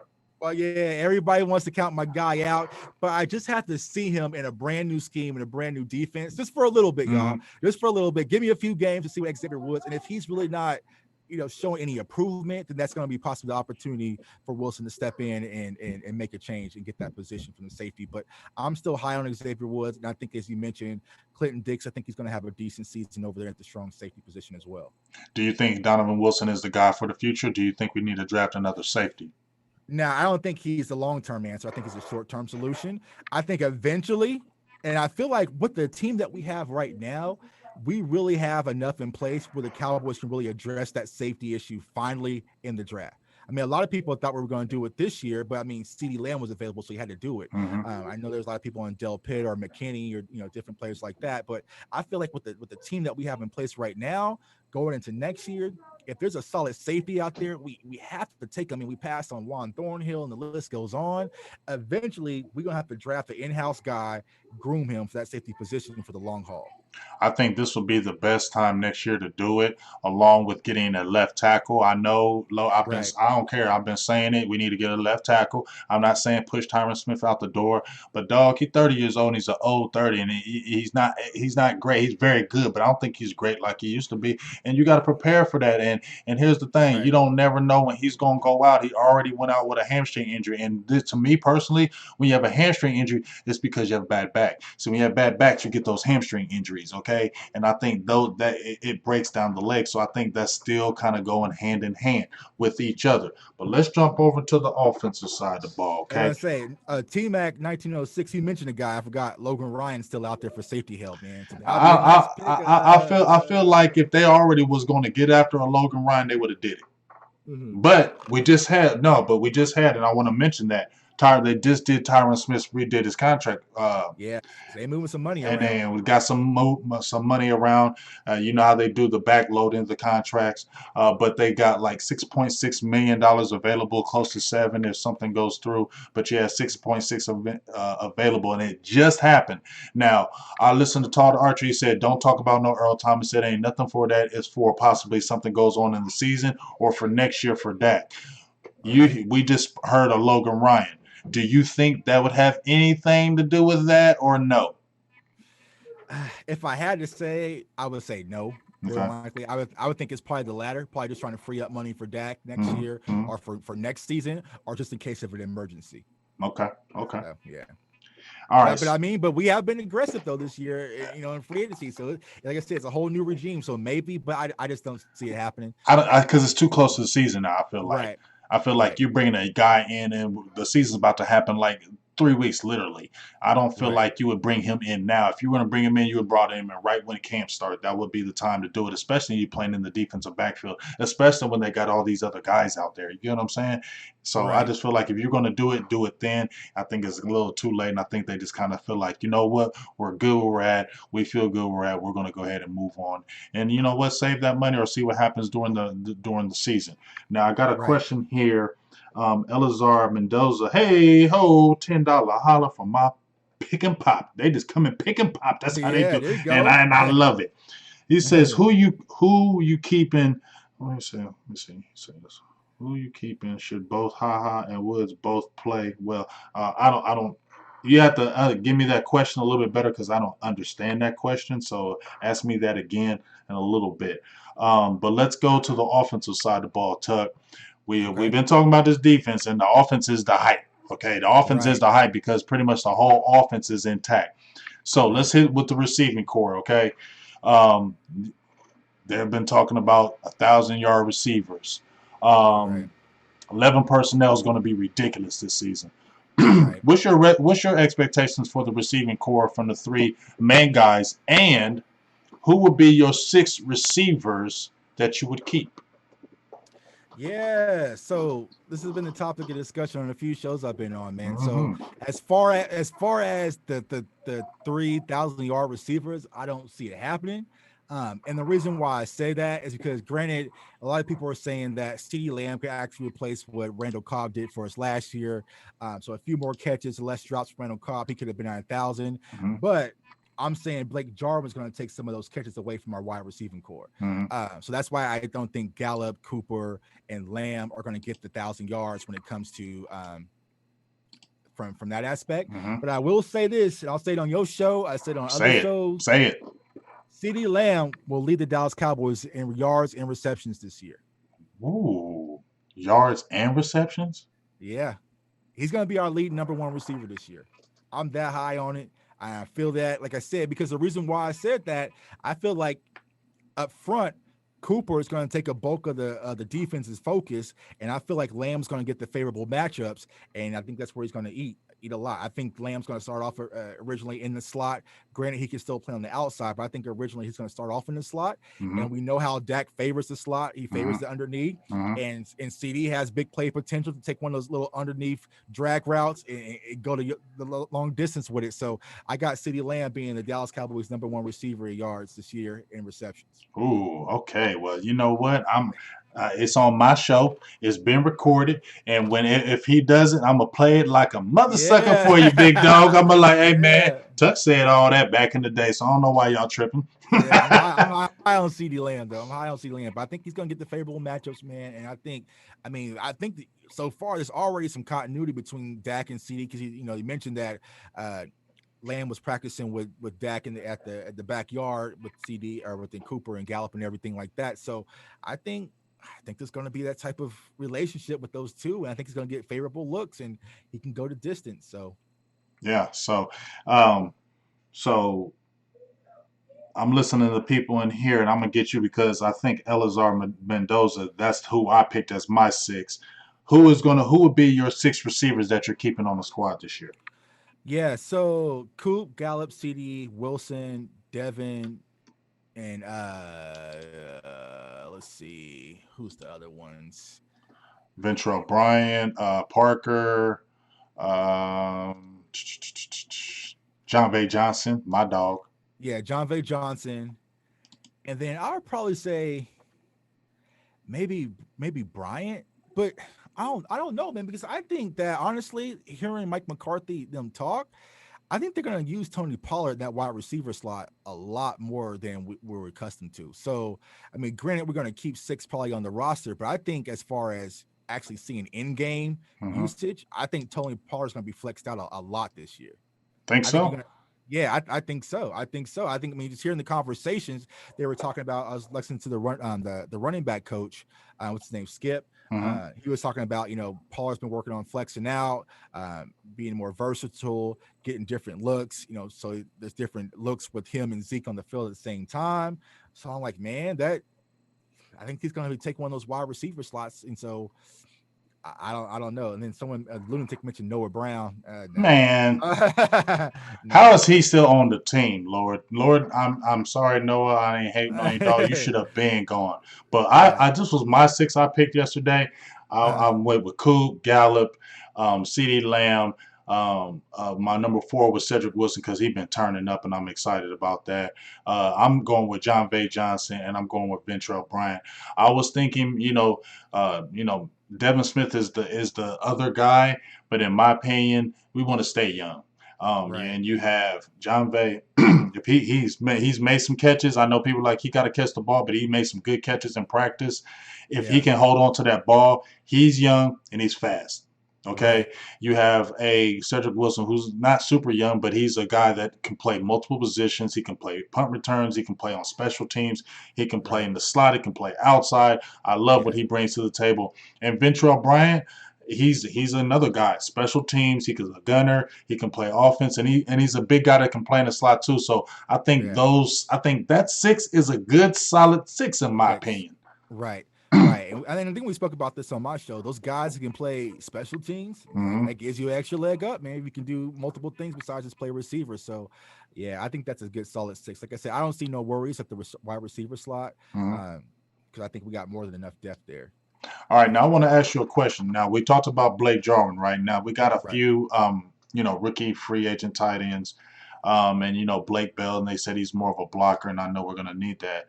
I want to ask you a question though. Thaddeus Moss was just waived by the Washington football team. I almost said it. I almost said it. Yeah, almost said it. I slowed it down. But what would you think if he's been released? Would you take a flyer on a Thaddeus Moss? I would. And the reason why is because Blake Bell is going to be more of a blocking tight end. So I think, granted, we're all high on Jarwin, but we need that other wide receiver, or not wide receiver, but tight end that could really get out there in the pass field and stretch the field a little bit. And that's what Thaddeus Moss is capable of doing at LSU. Now, I really don't know the reason why Washington cut him. I didn't look into that. But I think he can bring an extra dynamic to that tight end core that Dalton Schultz and Blake Bell really don't bring to our offense. Yeah, and I heard they were using, from what I heard, Todd Archer said he couldn't confirm, but he was saying it looked like they had Dalton Schultz playing some H-back. Yeah, because when Dalton Schultz had his interview, he was talking about how the tight ends and the fullbacks are getting lumped in, and so maybe that's the case with him. But I think that Thaddeus Moss could bring a dynamic receiver piece to that tight end position. So I'm surprised that Washington let him go though. And that's what I'm tripping off of, because number one, here's the two things. I love Thaddeus Moss and I wanted him, but when I seen he went undrafted, I was like, why? Right. And then when I seen Washington just released him, right. Them is flags to me. Why didn't you get drafted, and why did Washington, who definitely probably need a tight end, they had old ones, they need a tight end help, and they let you go, and it's not like you didn't have talent. So that's the only thing. I like the intrigue of it, but you didn't get drafted, you got released due to injury, and I don't know what the injury was, and so it just feels like, I don't really kind of want to deal with that, so I kind of went straight away. Now, my dog, the Lunatic, asked a quick question. He says, do we think Dalton Schultz makes the team? That's a tough one. Yeah, because I don't like Dalton Schultz. Yeah, I think he does, just off of what you mentioned of him playing That H-back. Yeah, so I think they got some type of plan for him. So I think he does make the team. So I think who are starting as far as the depth chart is concerned, it'll be both Blakes going into the season. I think they are going to, because fullback, although Mike McCarthy has always had some kind of nice little fullback that can play, but here's the thing. When Mike McCarthy had his fullbacks in Green Bay, those are the type of fullbacks Coons guys can catch the ball out of the backfield. Right. So that's why it may look like it's more a smart thing. So you're putting Dalton Schultz because he's already a tight end and he can catch the ball out the backfield. You can get him blocking and doing those type of nature. Maybe you can bring some stuff out of him that you wouldn't see any other time, because I think Dalton Schultz is just a very regular player. Right. Very average. So, Tony Pollard, Ezekiel Elliott. We've already been hearing a few things. I think Skip Pete talked about it today in an interview. They love to see with Tony Pollard and both of those guys in the same backfield. Now, you mentioned that you like Tony Pollard playing some receiver. He played it in college. Actually, when he came out, they were saying his peoples wanted him to play receiver, and they were like, no, play running back in the Senior Bowl. So they were pushing receiver. What are your thoughts on the running back core, and where do you see TP or Tony Pollard doing this season? Is he going to get some significant carries this season? What type of role do you think he will have in this offense of Mike McCarthy and Kellen Moore? Yeah, I think his carries will actually drastically increase this season. I'm really just basing this off of the interview I watched with the running back coach, and he mentioned Tony Pollard as far as utilization a lot. He mentioned how to keep Zeke fresh, make sure Zeke is fresh at the end of the season. He was like Tony Pollard.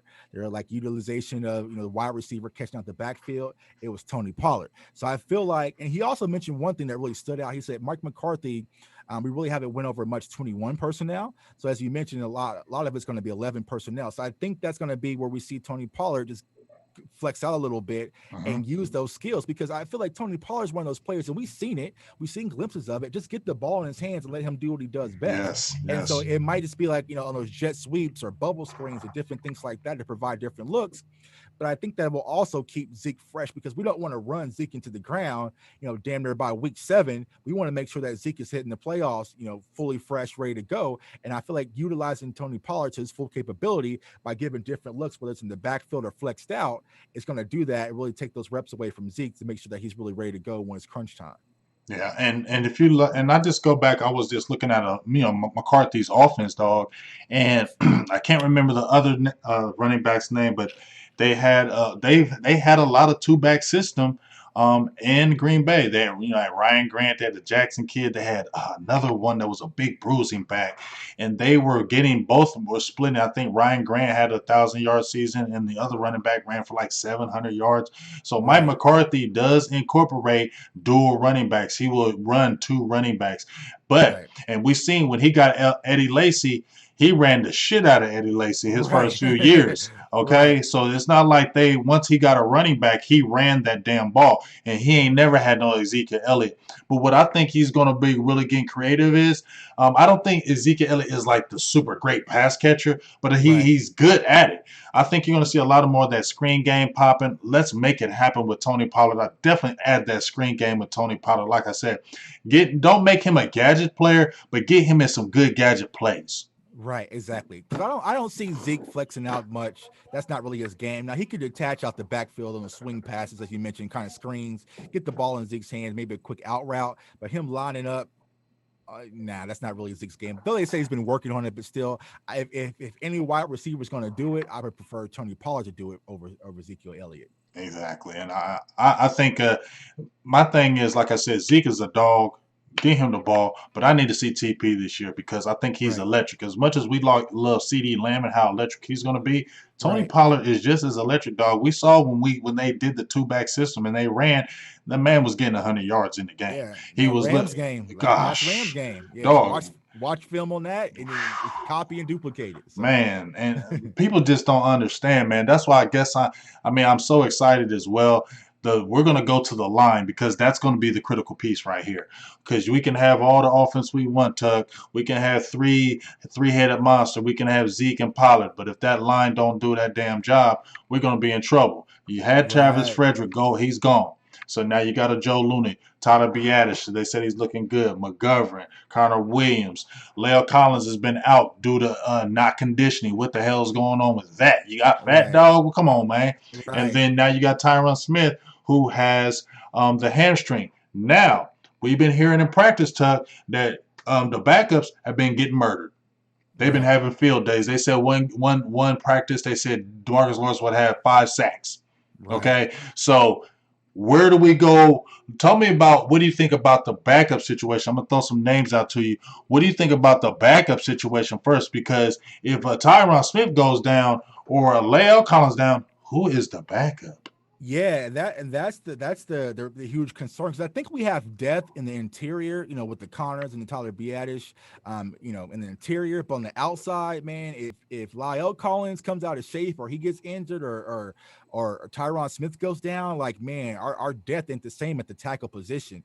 I know a lot of people were saying possibly swing Connor Williams out to the right tackle, maybe we have him play a little tackle. I don't know, man. Like the way that I feel about Connor Williams is probably how a lot of people feel about Xavier Woods. I'm just kind of like cool on Connor Williams, You man. over him? Me I yeah, too. I'm just kind of over him. But I mean, granted, if that's the case, I would feel more comfortable with Connor Williams playing right tackle than some of these other names. So yeah, I mean, like I said, the huge concern would be at that tackle position. Like I said, um, yeah, let's see. Yeah, I, I'm just trying to. I mean, damn. I mean, because now you start to think about it, it's like as you said, man, we need to draft that left tackle position because if something was to happen, if like if Tyron Tyron Smith, Smith goes man, down, Cam yeah, Irving? Are we yeah, doing Cam no, Irving? Who? yeah, Like I yeah, said, if Tyron Smith goes down or a Leo Collins, because we had Brandon Knight, I thought he played good, but they ain't been talking about him. You got Mitch yeah, Hyatt, and they got rookies out there. They got the kid Terrence yeah, Steele. He's been playing tackle, and he didn't look good in that damn Senior Bowl game. He got worked like crazy. So that is my concern. I yeah, love our starters, but you're already seeing Tyron having issues.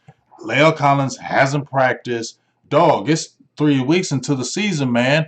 yeah. That's concerning to me. That's kind of raised my antennas because if those guys go down, I don't know about the depth and who we really replacing those guys with. Yeah, because I think we've been caught up for so long talking about the center position with Joe Looney and Tyler Biadasz, who wins that position, or Connor McGovern or Connor Williams. We really took for granted the tackles position. You know what I'm saying? Because we really expected for Lyle Collins to be Lyle Collins from last year, and then Tyron Smith to really hold up, and if something was to happen, at least have some type of insurance plan. But as a Florida State fan, I can tell you for right now, Cam Irving ain't the damn answer. So it's just one of those things where now looking at the roster, like, man, yeah, it's kind of scary because one, you got to understand that with Fredericks being out now, like the continuity of the O line has drastically changed, and so if you have one weak link in there, you have to overcompensate. So yeah, man. And think about, and here's think about this, and this is not, to me, it's super indicative on Joe Looney, but 2018 when he was a starter, right? That's when Dallas gave up almost 60 sacks. Right. You get what I'm saying? And I love Looney, but to me, he's a career backup. That's just what he is to me. He's a career backup. And yes, we're going to need him to start. He has a great veteran leadership, but I would love to see Biadasz take over that spot. I know he's a rookie. You're making line calls and you have no preseason games, so I get it. Don't start him early. But they said, Frederick hit the ground running. I'm not saying he's Travis Frederick, but he was pretty damn good. Right. I want him to take over. This will, like, I think we talked about this earlier, Tuck. This will be my perfect eventual lineup. If I could see a Biadasz at center, McGovern at guard, Tyron at tackle, Martin at the other guard, and La'el Collins at the center, at the right tackle spot, that would be my lineup, what I would be excited with. I think that would be a great lineup. Right. I think that's the future Wall of Dallas right there is, once we get a new tackle that can take over for Tyron Smith. But yeah, Tyler Biadasz, Connor McGovern, Zach Martin, La'el Collins once he gets back in shape, and then Tyron Smith. Yeah, I think that's going to be the line. I think it'll probably be around week 4 or 5. I hope. Yeah, because you got to mention, man, like, Joe Looney going to be getting Aaron Donald out the gate. And so you have to be ready, man. And that's the thing. It's just like, will he be ready? Like you said, Joe Looney is a great backup. I think we took for granted what he did when he came in for Frederick that year, but it wasn't like he was out there killing, man. People don't understand, like, when your center's getting wrecked, those guards have to start chipping and take them off those blocks, and that's what creates those sacks that we were giving up, because you would have to chip over and come help and double team and different things like that to maneuver your line, because the strongest point of your line is getting chipped right out the gate. So yeah, but I think, like I said, Looney will probably be the starter coming out the gate. I would say Connor Williams probably wins the job out the gate, unfortunately. Right. And then you'll have Tyron, Martin, and La'el. Yeah, and like they said, Connor Williams, like I said, and he's a Texas boy, but I just feel like Connor Williams is what he is. Now, maybe Joe Philbin's come over there, maybe he does something else, but I think it's a little different, just my opinion, with Xavier Woods and maybe the Chidobe Awuzie with Chris Richard teaching them. I feel like I'm going to give it. I think Awuzie going to do good because when I heard him with his trainer and his DB coach, he kept on saying that, what can I do to counteract Amari Cooper's moves? What can I do to do this in practice? Because I'm not allowed to do this. And he would tell Cheeto, oh, well, you need to do this. He's like, I ain't allowed to do this. Coach won't let us do that. So I feel like he got handcuffed in that defense. Now, you can't. Xavier was a little different story for me, Tuck, because you was missing too many damn tackles. You taking bad angles. That ain't got nothing to do with no damn coaching, dog. Yeah, I was saying the other day, man. I was watching some film on Woods, man, trying to defend him on my channel, man. I was like, man, it'd probably be easier for me to go and delete a few tweets. Yeah, you better, because I'm like, bro, you keep defending that madness. Yeah, man, but I was just excited for him, man. Like, I wanted Xavier Woods in that draft, man. And I've been very high on this kid, man, but he's starting to get harder to defend. But like you said, I just want to see him in a new scheme and see if these coaches can do something with him, because the athleticism is there. Everything is there. It's just the mental aspect of it, taking the proper angles, finishing tackles. So I think that's something that can be corrected with getting back to the fundamentals. So I'm gonna give him a few games, man, but we might come back mid-season and be like, man, I'm done with Xavier Woods. so Hey, and let me give a shout out to Pick and Pop, man. He been making it rain. He made it rain. He made it rain like he made it rain. He was throwing all the dollar signs, just throwing money at me, just smacking me with it, Tuck, just smacking me with it. You feel me? And they coming in, making it rain, just smacking me food. Just make it rain. You know what I'm saying? I got kids. I got 3 kids, man. I got more kids than ever. My kid grown, but he still asks for money and shit. So and I'm still picking them up for school. Got to help the girls. Hey, we working hard over here. We appreciate every little bit. bit helps. Nice. Every little bit helps. So we appreciate the lovely donations today. Pick and pop and everyone. I really appreciate y'all for life. Now, let me see here. What's your prediction on this season? We're getting ready to close it out here. Give me your prediction on this season. Like, not really like a record, but what? Maybe I'm trying to put this in words. Like, what's the feeling? Now you said you felt good when you're going into week one. Oh, I know. I got the question for you, Tuck, and I want Okay. I want people in the feed to answer this as well. Give me your thoughts. Okay. What is a successful first year? Is it Super Bowl or bust this year? What is a successful season for Mike McCarthy in his first year? I personally, it's not Super Bowl or bust for me. I feel like the NFC Championship game will be enough to at least be competitive with that. Because here's the thing, man. We spoke about this with the NBA. This season's going to be completely different than what we had expected. So it's like, when I try to make predictions and different things like that, okay, well, going to Seattle is typically tough, but going to Seattle, playing at Seattle on the road in front of no fans, that's a completely different ball game. So it's like it really has to come down to actually have to see what this NFL season looks like.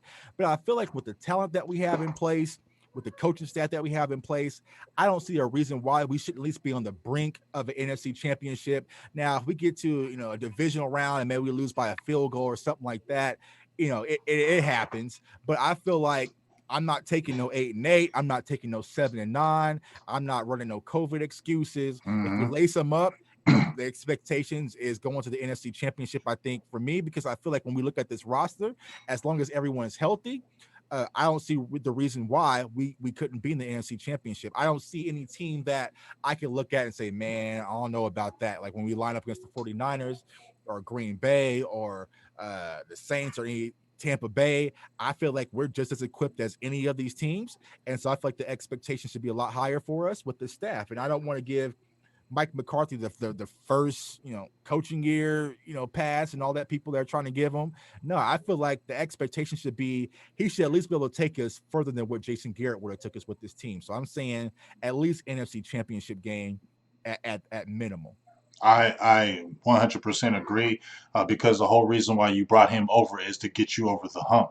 We've been to the playoffs with Jason Garrett. We won at least one game with Jason Garrett. The expectation, as you said, is at least an NFC Championship game. It'd be like, so what'd you bring him over for if he was only going to do the same thing Garrett's doing? You get what I'm saying? And there is absolutely no excuse. No 7-9s, no 8-9. That better not come around at all. It's definitely playoffs. And like you said, NFC Championship, because I look at, like I said, I agree with you, man. I look at the teams in the NFC.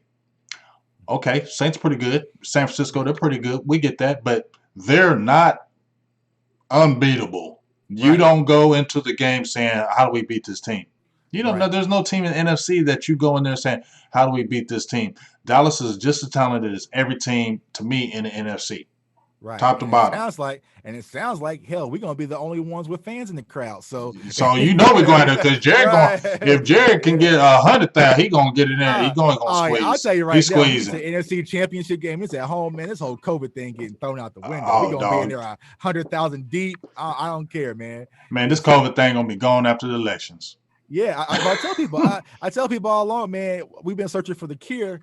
NFL football was the cure all along, man. Because Jared quickly threw that all out the window, man. Because like I said, even here in Kansas City, they have fans at training camp today, and so it's like, all right, well, I see we doing all that. Let's get to it. Yeah, I just feel like it's gonna once they quit talking about it, because I mean, think about it. Even in the media, they're not talking about it as much. And now when they're talking about it, they're talking about cases. They ain't talking about deaths. They're talking about cases.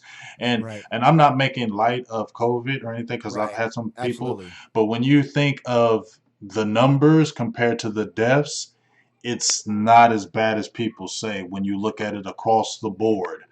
Death is not good, but if you look at the number of cases that have been reported according to the number of deaths, it's not crazy. And I feel like we've seen sports make it, and I feel like sports is not going to stop because of it. I just feel like this is something that it's okay now. I just feel like it's okay.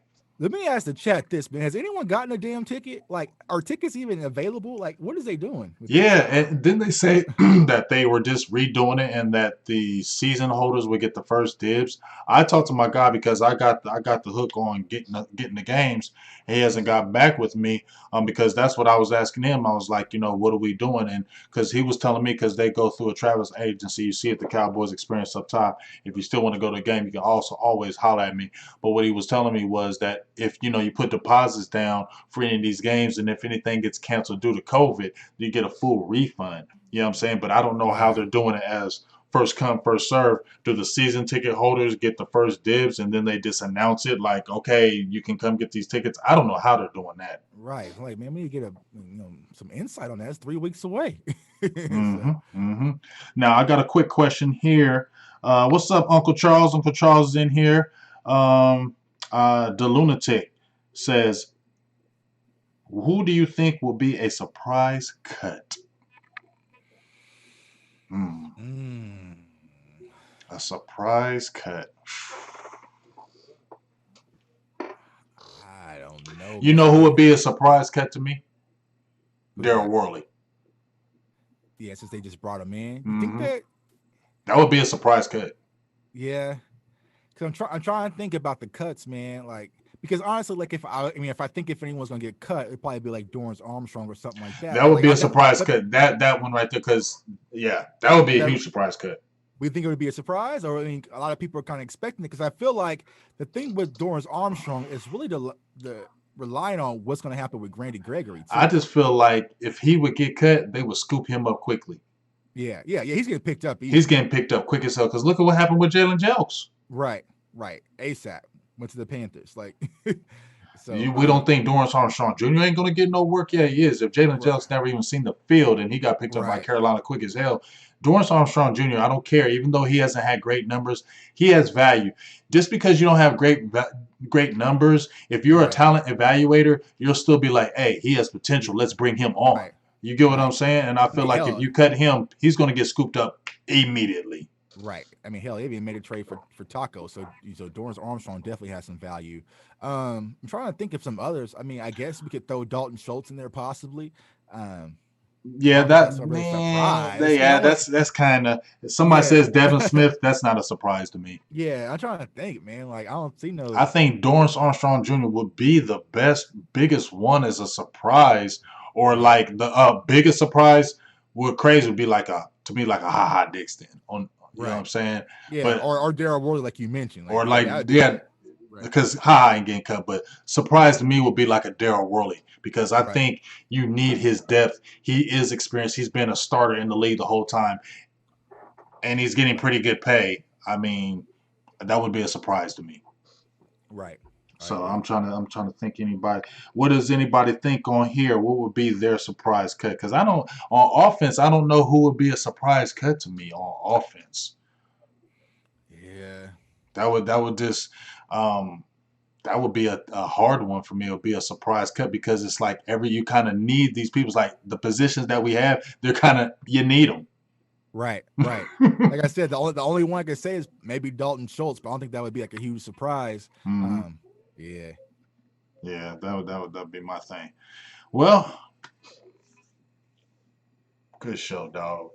Man, I appreciate you. Man, I love talking to you because I don't feel like I'm not saying I do the same by else, but sometimes you be with people that you have to pull teeth.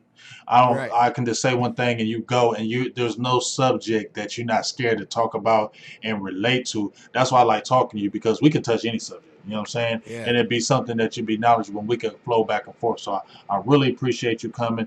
We did this on the fly. I just hit you up. You just came in my head the other day, and I was just like, man, I want Tuck to be on my show. And I just hit you up like, what's good, dog? And he was like, let's do it. Let's do it. So I really appreciate you being able to jump on here on the fly like that with me, man. I had a great time. Great talking to chat. We had a good feed today, man. You Yeah. brought a lot of good knowledge, a lot of good keen things I like to hear. Tell everybody where they can find you, dog, with all your good stuff, every platform, all that good stuff. Let them go. Let them know now. Yeah, man. Appreciate you having me on. I mean, I'm going to bring you back on, man, because we're going to have to kick Darren Smith's ass one day, man. Yeah, Get him man, on the he be show, talking man. so much Yeah, damn we trash, to don't he? jump him We gonna soon, tag man. team him, dog. Yeah. And Yeah, man. he in your neck of the woods too. Yeah, he in my nephew Woods, man. That's my Mr. Miyagi, man, but he be talking heavy. Yeah, man. So you guys can find me on my channel, Cowboys Fans Only. I'll post it down here in the chat. Also hit me up on Twitter at JTuck151. And then also on Facebook, we got the Facebook page, Cowboys Fans Only, man. So like I said, I appreciate you having me on. I love talking Cowboys football with fans, just like yourself and myself, man, who's knowledgeable, knows what's going on. And like I said, I'm excited as hell for the season, man. I know a lot of people are. And so I can't wait to get to it. Yeah, man. I was cautiously optimistic. I was real kind of pessimistic because just this COVID and all the protocol, and I'm like, man, this is going to be whack. I don't even want to get excited because I feel like my team is going to whoop ass, and I don't want to get excited week 4. And they say, oh, season over, and I'm just like, man, see, I knew that dumb shit was happening. I don't even want to get hyped up. But now, dog, it getting closer. I keep seeing these damn CD Lamb highlights. I keep seeing Alden Smith. I see Everson. Oh my God, dog, Everson. Listen. Before we get off here, Tuck, Everson Griffith, he stayed healthy, he's going to be nasty. Remember when we talked about we want somebody crazy? We finally got a crazy one. But he's a good crazy. He's an okay crazy. Like, I want somebody crazy. And this is a man who's relentless on that line of scrimmage. I believe just his relentlessness is going to make the D-Law go harder, the Alden Smith go harder, the Crawford go harder. Because you know how it is, Tuck.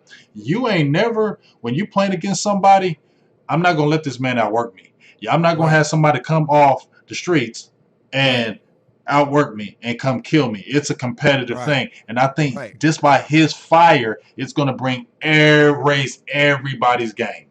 And that's what I'm saying, man. For me personally, as a Cowboys fan, I've been wanting a change, not just with the team and with the coaching staff, but with the full culture, man. Just the culture of Cowboys football in general, man. And I feel like with this defensive line, man, it brings a new attitude. I'm like, a lot of people hate the Cowboys anyway. Why we had never been just that nasty defense that people don't like, who's always in your face, who's, you know what I'm saying? Like, let's get back to that, man. And I feel like Everson Griffin, D-Law, Alden Smith, you know, even the guys in the interior with Poe and, you know, Gerald McCoy before he got hurt, it's just going to be a new nastiness, I hope. And I feel like this coaching staff is going to be the ones to kind of bring that out of these guys. Like, this is be nasty, man. Who cares if they don't like us? If we get into altercations, you know, going back to what the, you know, Montrezl Harrell thing, okay, on the Cowboys side of defense, go ahead and say whatever y'all got to say, man. Get it out, man. I want y'all to be nasty up in people's face. Because don't stop helping them up and patting them on the butt every damn time. Right, and, dog. Because if you add that along with this offense, man, like I said, the you know, saying this, the sky's the limit with this team, and I feel like we're fully capable of doing it. And I feel like this team right now is locked in on football, so I can't wait to get started. Yeah, man, me too, dog. And I'm ready. It's right around the corner, and it's going to be an exciting thing. Week 1 Rams. I'm ready to go at them, kick their ass, and let's just, you know what I'm saying?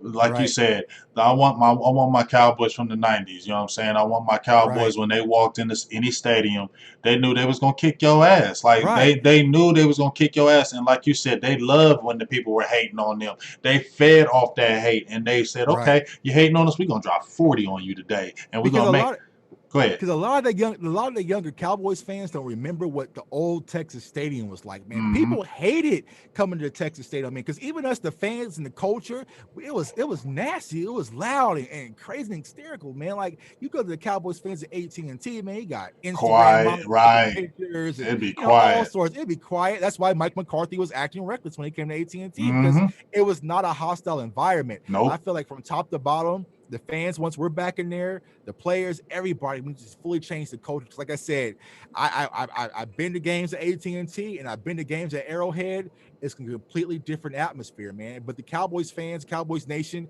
we are more than capable of surmounting that and being one of the nastiest, loudest fan bases in the world. So let's start doing that, man, and rep our boys hard this season, and let's get to Tampa. I mean, and one more thing, just to bounce all that, Cowboys fans need to start loking up. Cowboys Right. fans need to stop hating on each other. I mean, Right. I'm not around a lot of other fan bases, but from the outside in, I see a lot of fan bases banding together. You know what I'm saying? They stick Right. together. Cowboys Right. fans, we be hating each other, dog. Like, you know what I'm saying? At the end of the day, we can have a disagreement, whatever. You might not like this, probably might not. But at the end of the day, we Cowboys, Right. we tend to hate on each other. Like if we got a disagreement, we hate on each other. Right. We have one of the biggest fan bases out there. We should be loking up, smashing all these other fan bases. We should be Right. loking up, destroying every fan bases. This is our Right. time to loke up. We've Right. been through this drama too long with Jason Garrett and all this stuff. It's our time to win, man. 25 freaking years is enough. We need to band together as fans, coaches, all Right. that stuff, and get this damn six and go where we rightfully belong, dog. Everybody knows about the mother-sucking Cowboys. So if they Right. all know about us, let's make sure they know about us. Exactly, bro. Like I said, man, make them respect us, man, for who we really are. Like I said, man, I can't see, but this jersey got a 9 on it. I'm a Romo fan. I'm a Romo fan too. I ain't never had on Romo. But I ride with Dak too. Right. I ride with your quarterback. Our quarterback needs us, man. On Sundays, I'm riding for everybody who got that star on his helmet. I don't give a damn. The only person I ever said that I couldn't support was Greg Hardy. I just couldn't rock with the whole Greg Hardy thing. But everybody else, man, it's a full go, man. So if you Cowboys Nation, I rock with you. I ride with you. And if you're on the team, I ride with you. So let's just all link up, like you said, and let's just ride this wave, man, and go get this Super Bowl because it's been way too long. Like I said, I sat there in Kansas City and felt that confetti drop. I need my parade, bro. I feel you. I feel you. And we just it's time. I feel like it's time. Yeah. That's just the thing. It's time. No talking about. Let's just go out there and whoop ass and take no Right. prisoners. It's time. Right. But hey, I appreciate everybody in the feed today. Appreciate you. Bluff City, The Lunatic, T Mac, Jim Laws, Uncle Charles, Jessica, Sid, Elazar, this Bobby McLean, Boothang, of course, T Mac 1906, Pick and Pop, who was killing it today. David Jenkins, who just jumped in, my homie. So many people was in the feed today. Appreciate all the love you guys are doing. Appreciate the great comments, the donations, just the support like we always talk about. Tomorrow we got possibly Fitz the King with me tomorrow, or Boss Cowboys. We're going to talk more Cowboys football. And then during the week, Wednesday, we just locked down Kyle Humans from DallasCowboys.com. You know, he's been the eyes for Dallas Cow for us pretty much this whole training camp since we can't see it. So we'll be able to get his good knowledge in and be able to ask him some questions about the team and all that good stuff. But you know how we do, man. Cowboys for life. Make sure you go check out my dog, his channel. Go support, go sub, go do all that good shit. You see what he brings, the Yo Got Fire, Yo Got Flame. And let's just continue to build and grow, man. Let's get this mother-sucking six, man. And I'm out. And one last thing. Yes, sir. If y'all play Madden, get at me on PlayStation. Man. Let's get Give him your name. What's your name? I'll put it in the chat. Okay, man. So put all it. my Madden players out there. Let's get to it. I'm about to get back on it, man. Yeah, I ain't even gonna. I'm gonna tell you right now. I do 2K. I don't touch Madden no more. And as much as you talk about it, I damn sure ain't touch you because you ain't gonna be embarrassing me like, oh, you fool. I'm about to kick your ass. Yeah. So let's go. Hey, appreciate everybody, and we'll talk to y'all soon. Silver and Blue Nation, JTuck, big.